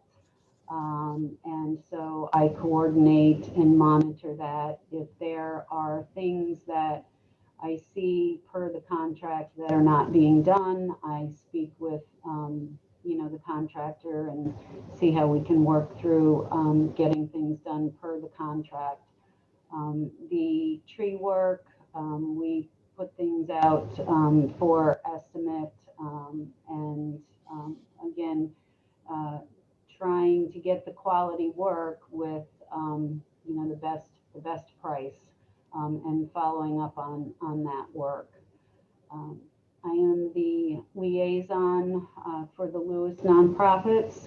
As I mentioned, we do have a very robust volunteer organizations in the community and nonprofits. So I work with them to coordinate what they would like to see for the parks and for the city. I will say not a small part of the job, particularly this time of year, is issuing permits for events in the park and on the beaches, races, weddings, bonfires, recreational activities. I think with last year and the pandemic, I think things slowed down quite a bit. And then with things relaxing, people are very, very anxious to get out, be outside, and have some sense of normalcy again. So the request for permits has greatly increased over the past month or so. Next slide, please. So priorities for the parks and marina, I think, the marina maintenance is critically important for the safety and well-being of our residents and guests and visitors who are staying at either one of the two marinas. So keeping that up to date and staying on top, any repairs can be expensive, so it's important to have that plan. GMB did do a survey of the marinas and the docks this past year, and so we're taking a look at that and kind of prioritizing. The boardwalk around Canal Front Park does need to be repaired. The dock master has been doing some flipping of boards on the canal front dock, the floating docks, and that's giving us a little bit more life for those docks, but eventually those will perhaps need some more attention as well. We'd like to establish a tree maintenance contract. Some of the commissioners have talked about, right now we have the landscape contract, and that particular contractor does do tree work as well. But the thought was, if we split those two contracts, we might get different type of service and get more bids when it does go out to bid. So that's something that we're looking at. And then finally, and I think this is a really important priority, we need to develop a master plan for the Great Marsh Park. We have a 20-year lease for the land from Great Marsh Park. That lease is up in 2004. So part of that lease agreement was that we would have a master plan for the Great Marsh Park. We've had some iterations of it, but myself and two commissioners and a Delaware State forester walked through just this past Monday. And there's a lot of work to be done. So we're going to be moving forward with that. It will be a significant project. But I think we are all definitely committed to that. So, and I think that that was the end of my presentation. So I welcome any questions that you may have.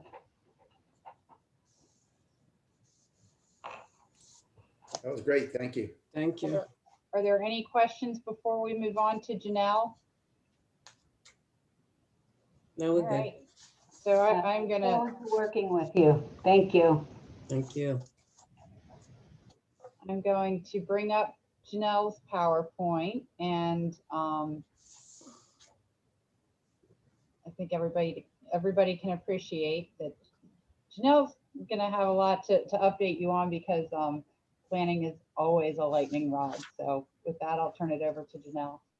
Thanks. So welcome aboard. I'm looking forward to meeting and working with everybody. So my background, which is the next slide, is I've been with the city for a little over a year now. I've got my bachelor's and master's in geography and planning from the University of Toledo. So originally from Ohio, but I've been in the state over 15 years now. I'm a certified planner. So I've been doing planning on and throughout the country for over 20 years. I've worked in, originally in Ohio, New Hampshire, California, and then I've just worked here in Delaware. I've done a lot of different types of planning. So I've done environmental, regional, city, which I'm doing now, and county planning. So I've seen it all, kind of done a lot. So just doing a lot, and I'm happy to be here. So my primary responsibility is managing the land use and zoning projects. And if you looked on Monday night's agenda, hi, we're going to get to know a lot about each other on Monday night, because I have like 13 items on the agenda. So you can kind of see the breadth of the things that I kind of work on. So it goes from reviewing and processing land use applications, subdivisions, major, minor, site plans, change of zones. You'll even notice there's a change of zone that comes with the comp plan amendment. So I run that through the process as well. And a lot of working on those applications, it's not just working with the Planning Commission and Council. I'm also working with the developer, state agencies, the applicant, and the public, trying to make sure everybody knows what's going on. So a lot of moving parts and trying to keep those moving. I do a lot of research and preparing of text amendments and studies. The main thing I really do is I work with the Planning Commission, their 4 current subcommittees, and Council. So my job is to make sure that what the Planning Commission is doing gets to you guys. You know, that I'm working on things, making sure it's smooth. You know, I also provide a lot of information to the public. I get a lot of calls. Been dealing with, and if you notice 2 items on the agenda for Monday, I've been getting a lot of phone calls and answering a lot of questions. You know, and I'm happy to do that. Providing information so people understand what's going on is, I think, really important and key to making things work. So yeah, a lot of land use. You know, if something's going on with the land use, I typically know, I better know what's going on.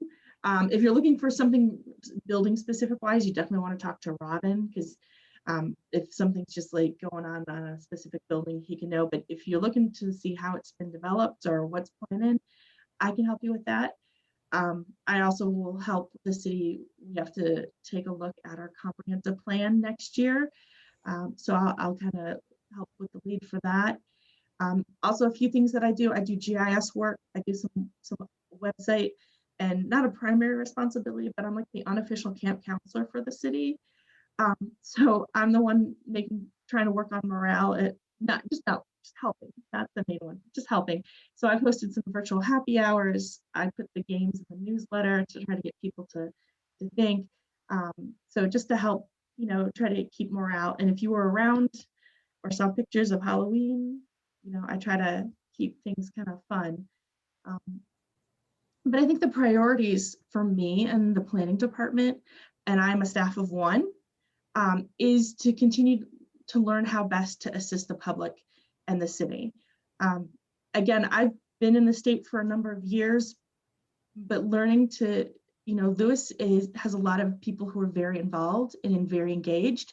So making sure I'm providing the quality and the quantity that everybody's looking for. And I also think, increasing the coordination between the Planning Commission and the council is very vital, because I want to make sure the things everybody's working on is nobody's spinning wheels working on something if somebody else doesn't want that to happen. So you should notice in your packet, there was an action plan. So the Planning Commission went and put an action plan together of priorities of things they want to work on the next couple of years. Originally started with like over 80 items. So it's kind of like a long-term plan of like code fixes, other things to look at. And then it was reviewed by council. So now there's better coordination about what each group is looking to do and move forward with the priorities, because we don't want one group working on something that they think is a very high priority while another group thinks that's a really low priority. So finding that balance to make sure things are working. And again, lots of things I'm working on. Again, we'll get to know each other a lot. And if you ever have questions about zoning, land use, that the site plan that Anne-Marie mentioned about the assisted living, please just give me a call. I'm happy to answer questions, happy to talk, and happy to help. So welcome aboard. Thank you. Thanks, Janelle. And one thing we did include in your binder is the work plan or action plan developed by the Planning Commission, so that you can see what they've identified, and council did weigh in on it as the priorities for their efforts over the next year. And Chief Spell is up. And there we go. Can you hear me fine? Yep. All right. Thank you. Sorry, I was multitasking there, so I was off video, but was certainly listening. Carol and Carl, congratulations. As everybody else has said, look forward to continuing to work alongside and with you. Your service on the ad hoc committee, most of this information is probably going to be old, and I'll try to get through it quickly. Plus, you have about an hour with our maintenance department director coming up, so I'll be quick. Thanks, Tom. That's my dig on Rick. So yeah, I mean, my background is I've been the police chief in Lewis since June of 2016. Before that, I think most of you are aware, I was a Wilmington police officer for 25 years. Held a variety of different positions there. Had a really nice career. Lots of fun. Of note, I was a bicycle officer for a couple of years, so I got to ride in on the west side of the city of Wilmington, which was a blast. You can go ahead, Anne-Marie. I retired in 2011, and I became the warden of the Ferris School for Boys. It's Delaware's only adjudicated facility for juveniles for about 4.5 years. I moved down here like 3.5 years into that job. In the zip code, obviously, and this job came open, and as I say, I died and came to heaven here in Lewis, like so many others. Currently, I'm obviously a member of the Delaware Police Chiefs Council, and I'm the treasurer of the Sussex County Police Chiefs Association, which is made up of obviously Sussex County Police Chiefs. Go ahead real quick. Our staff, as you're aware, we were 13. I think the last time you guys know from the committee, we're currently 15. We got that approval recently. We currently have one vacancy. We have 2 people attending the Delaware State Police Academy, 1 police officer who was a certified Maryland police officer, but gained his reciprocity in Delaware. But of course, that came with about 160 hours of Delaware-specific training. He is currently doing that with the Dover, Delaware Police Academy, and under their guidance. We expect the reciprocity officer to be joining us first or second week of June. Also, I have one civilian administrative assistant, Sharon Slater, seven parking enforcement officers, which are obviously seasonal positions, and Dennis Crawford is the parking enforcement supervisor. Quick snapshot of our organizational chart. It'll be changing pretty much totally here in the next few months. We have currently a promotional system going on for 2 additional corporals positions, and that'll certainly flatten out a little bit more. Our thoughts are we'd like to get 1 supervisor per patrol shift to have that oversight on the street. Go ahead next. Ooh, sorry about that. That's just our key staff of obviously pictures from our website. Me and Lieutenant Jim Azzato. My main duties, obviously, I manage and direct all activities of the department to ensure that we have a high quality of service to our citizens. Promote the culture of excellent public service. Our big focus is obviously community-oriented policing, which we dedicate quite a bit of time to. We work really, really well with our neighboring police departments, namely the Delaware State Police, Georgetown even, Rehoboth. We all have a really close working relationship. We rely on each other, and it's been very beneficial, especially for smaller police departments like Lewis.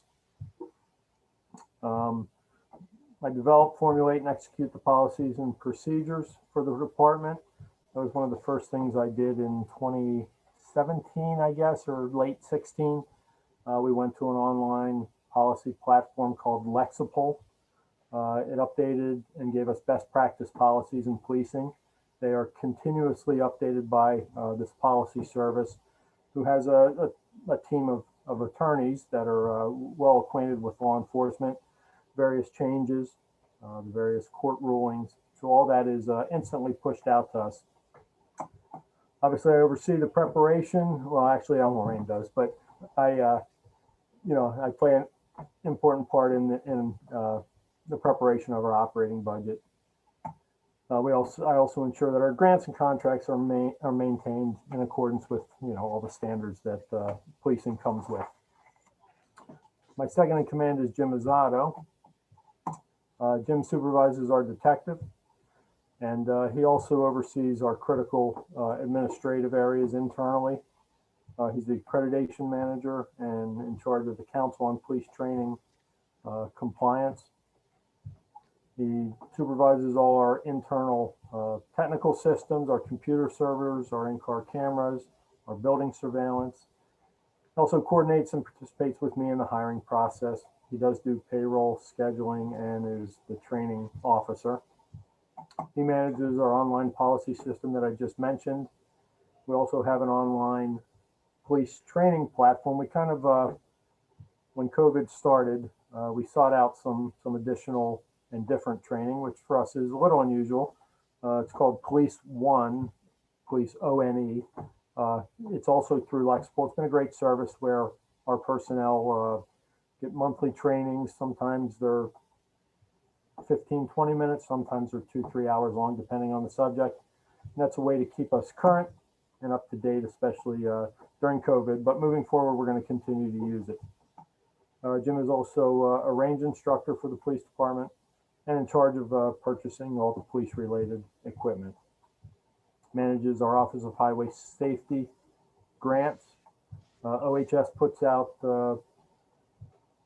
thousands of dollars to Lewis per year to work, whether it's pedestrian safety overtime, sometimes distracted driver, sometimes speeding, a variety of different programs. He also administers our magistrate court police prosecution program. Go ahead, next slide. That's Sergeant James Locklear. He does not like that picture, but too bad. Jamie is in charge of our patrol division. He supervises the patrol division and directs the workflow on a daily basis for the police officers that are on the street. Manages the delivery of those services. He is also a certified firearms, ammunitions instructor, as well as our armorer for our guns. He's also a CPR and AED instructor through the fire school, so he provides that service for us. Just a quick blip, our core values are pretty typical of policing, but integrity, human life, accountability, community partnerships, and professionalism. Go ahead, and our primary responsibilities are, as you know, we're a full service law enforcement agency. Our biggest thing is being committed to a high quality of life for our citizens, our visitors and businesses. Just a couple of the units that we have. I don't need to tell you about them. You know about them from your service. Go ahead to the last slide. Our priorities. Obviously, community policing is a huge, well, safety and security is our number one priority, which goes without saying, but continuing to build trust and relationships with our community is really a huge focus of the police department.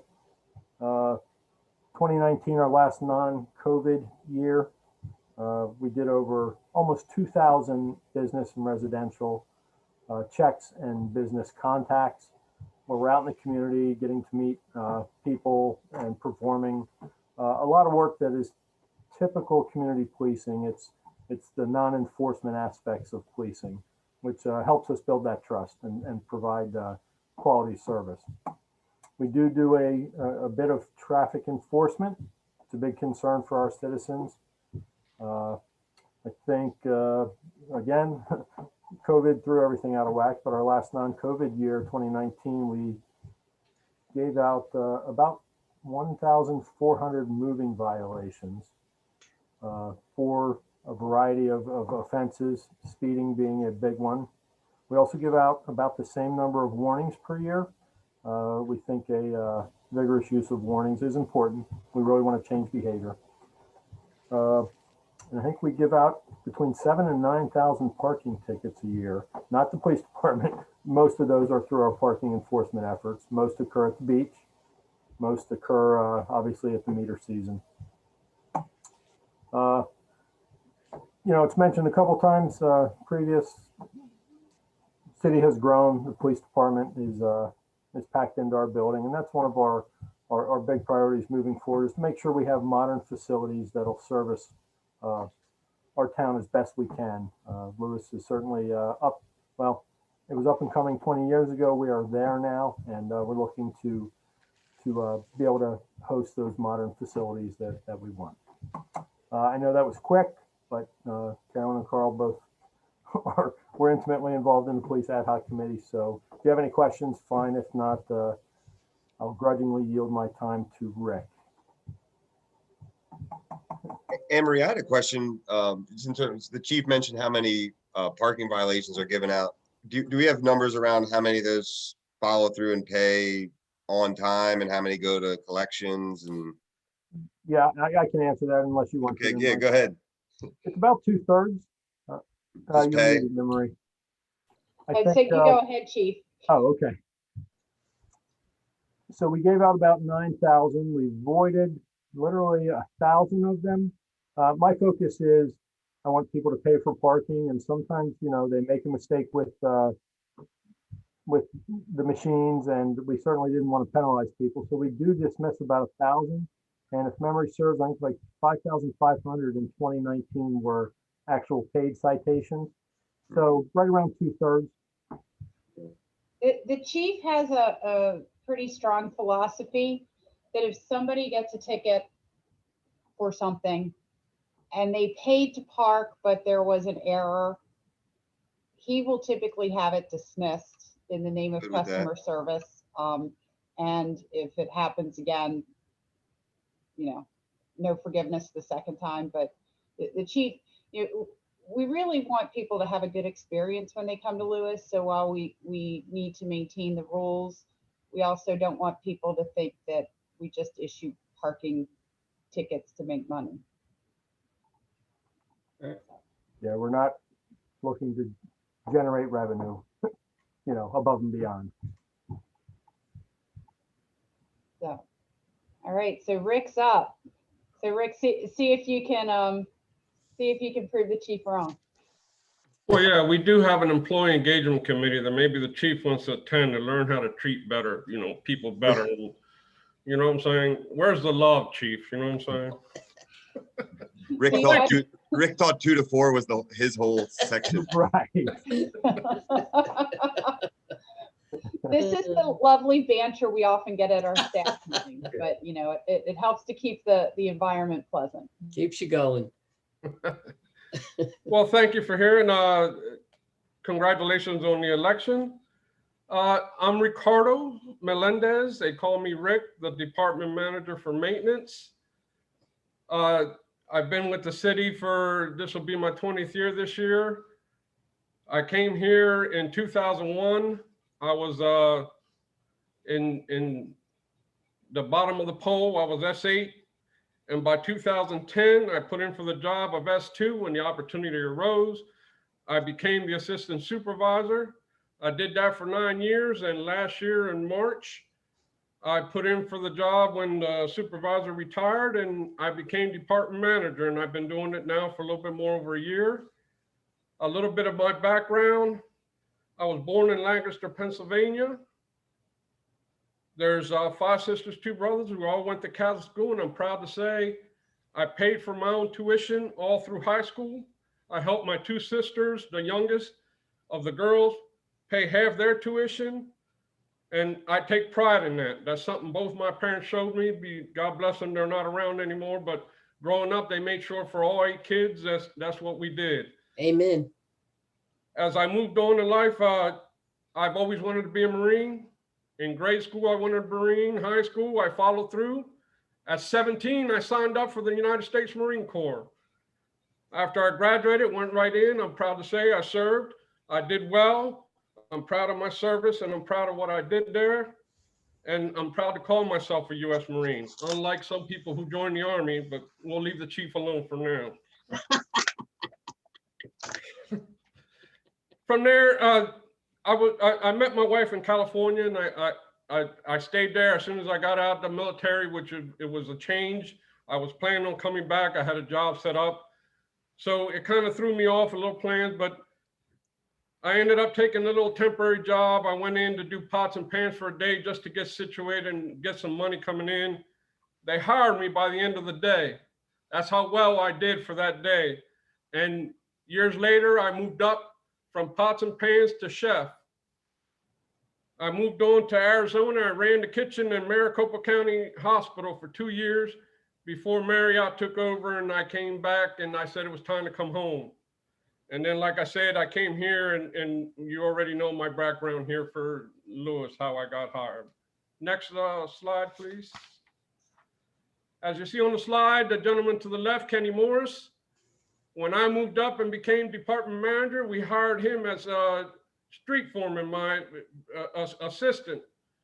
He knows all the vehicles. He's well-trained in all the vehicles. He runs the guys. He puts them out on the trash truck. He maintains the vehicles when they break down.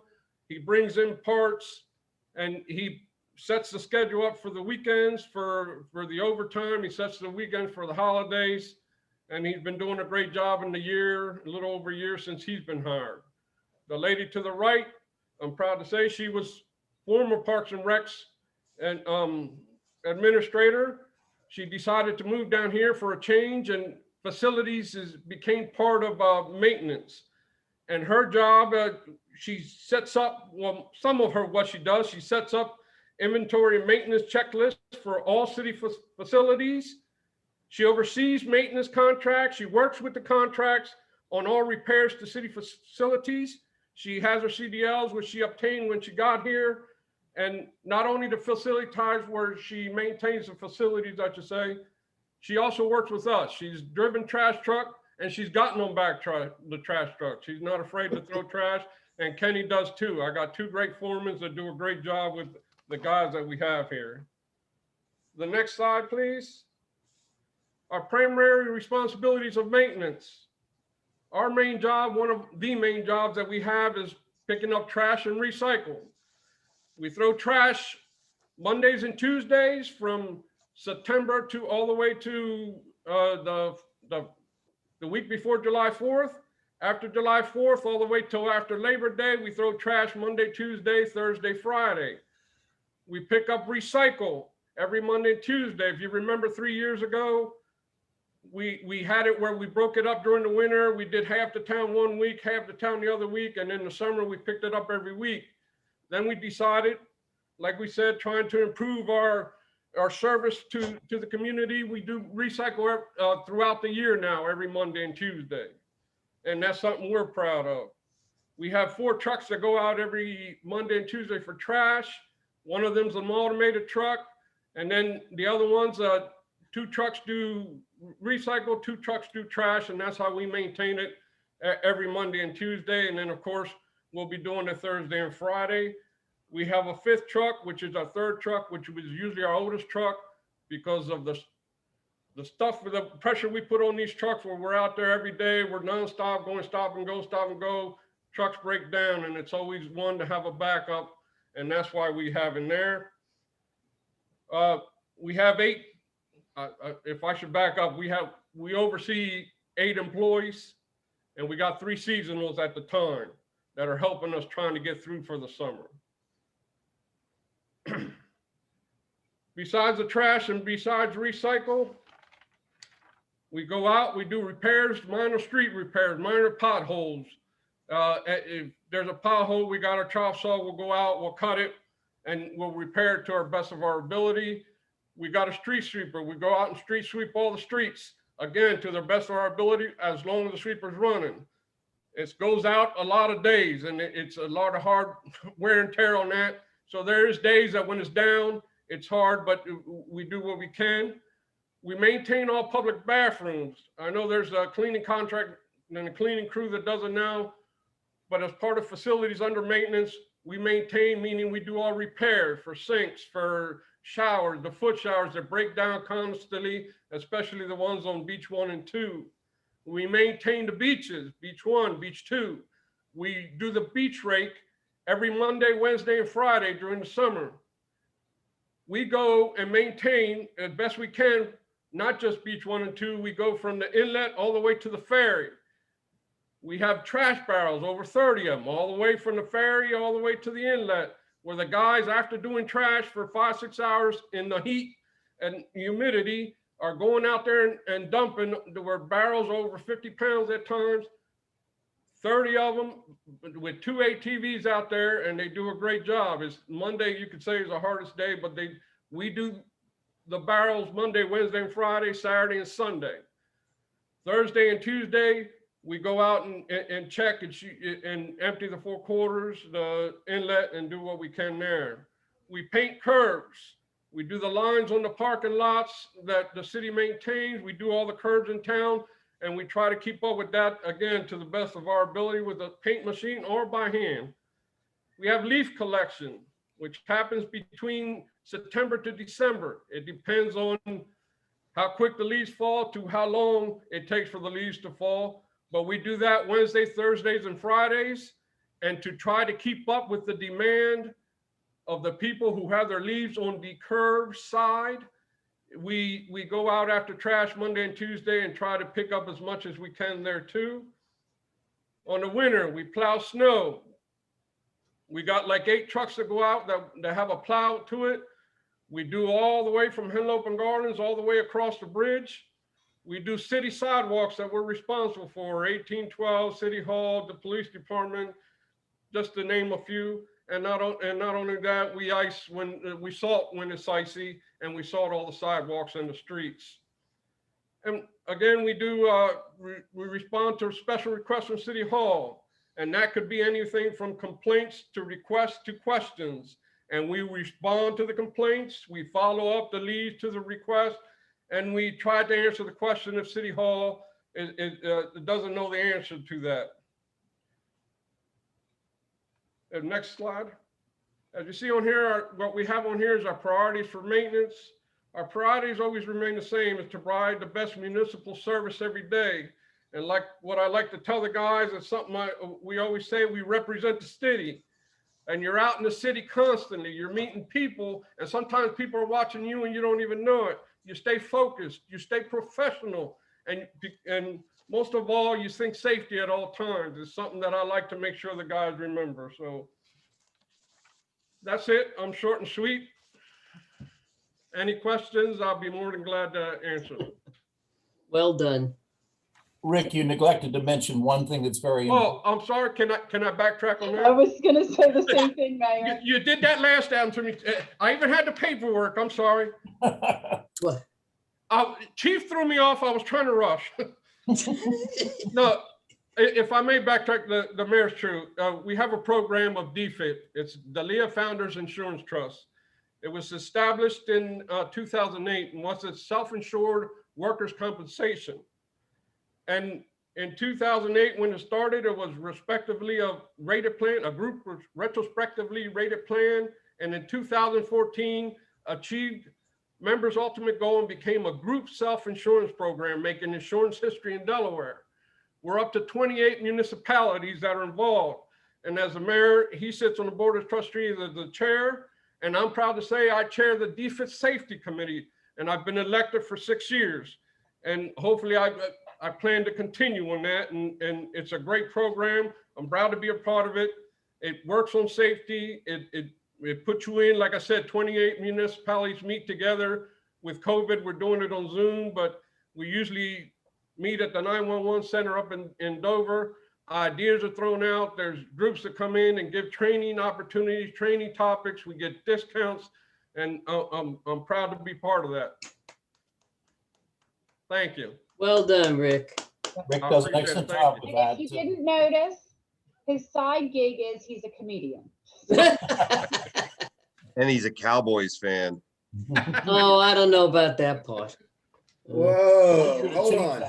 No. See, I'm all Philly except for football. I'm sorry. So this is our team.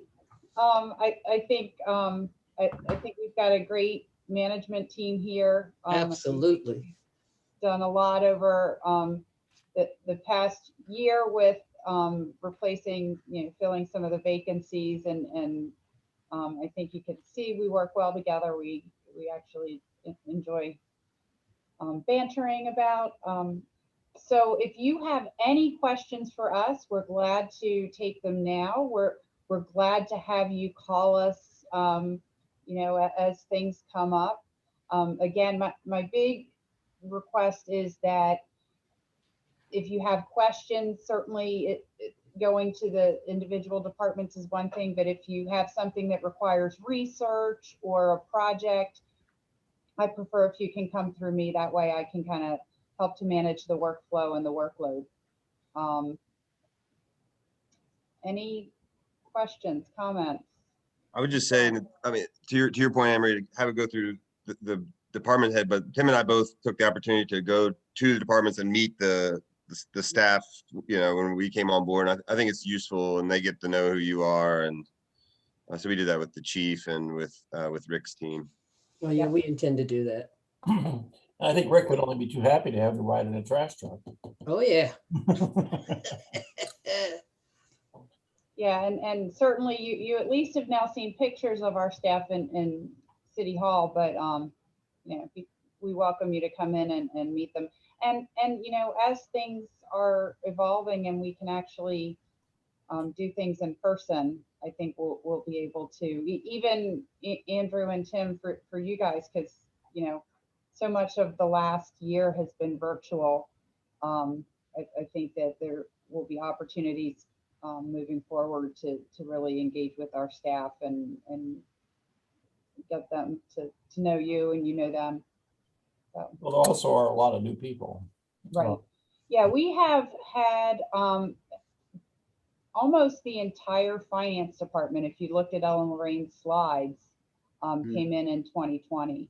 Ellen Lorraine and Lenora are the longstanding employees, and everybody else is relatively new. And I think I'm so happy with the people that we've hired, because I think they've really stepped into the roles, and that's not just in finance. I mean, Robin and I have talked about this with Joe coming into code enforcement. I think we've got, we really have a lot of good staff, and I'm just looking now at Janet. You know, when Allison moved over, well, I'll give you, again, this is another camaraderie. We did the interviews for the Parks and Marina administrator, and Rick was on the interview panel with Ellen, Lorraine, and me. And when Janet left, he's like, so can we call and offer her the job? Like we hadn't even discussed yet, and Rick knew that was the one. And usually when that happens, we're all on the same page anyway. So That's nice. but Thank you, Anne Marie and your team. I think I learned a lot. I know there's a lot more to learn. It's nice to meet a whole group of terrific people. It's nice to reconnect virtually with Robin Davis, who I went to junior high school with. oh my goodness. And although I still remember very well Robin Davis playing first base for the Milton Little League All-Stars when they beat the crap out of Lewis Little League All-Stars. But yes, I look forward to catching up with Robin, and we have a lot of mutual friends, and so it's there's a lot to look forward to. So maybe we need a council versus staff softball game or something. Sure, we can do that, or we could have a steel cage wrestling match between Rick and Tom Spell. Sounds like those two. I too want to say thank you so very much. It's nice to put some faces to the names that I keep hearing. And I'm definitely going to walk around and meet you personally. So this was very well done. It is an absolute pleasure working with you. I could tell already, guys. Thank you so much. So one person who was here when we started but has since left, but I know you've met, is Sue Ann. And I mean, Sue Ann is the person who keeps me focused. So she manages mine and Ellen Lorraine's calendars, but she also just kind of steps in with whatever needs to be done. So you'll get to know her well. Thanks again. So, all right. Well, thank you all very much, and we will see you all on Monday, if not before. Thank you. Thanks. All right.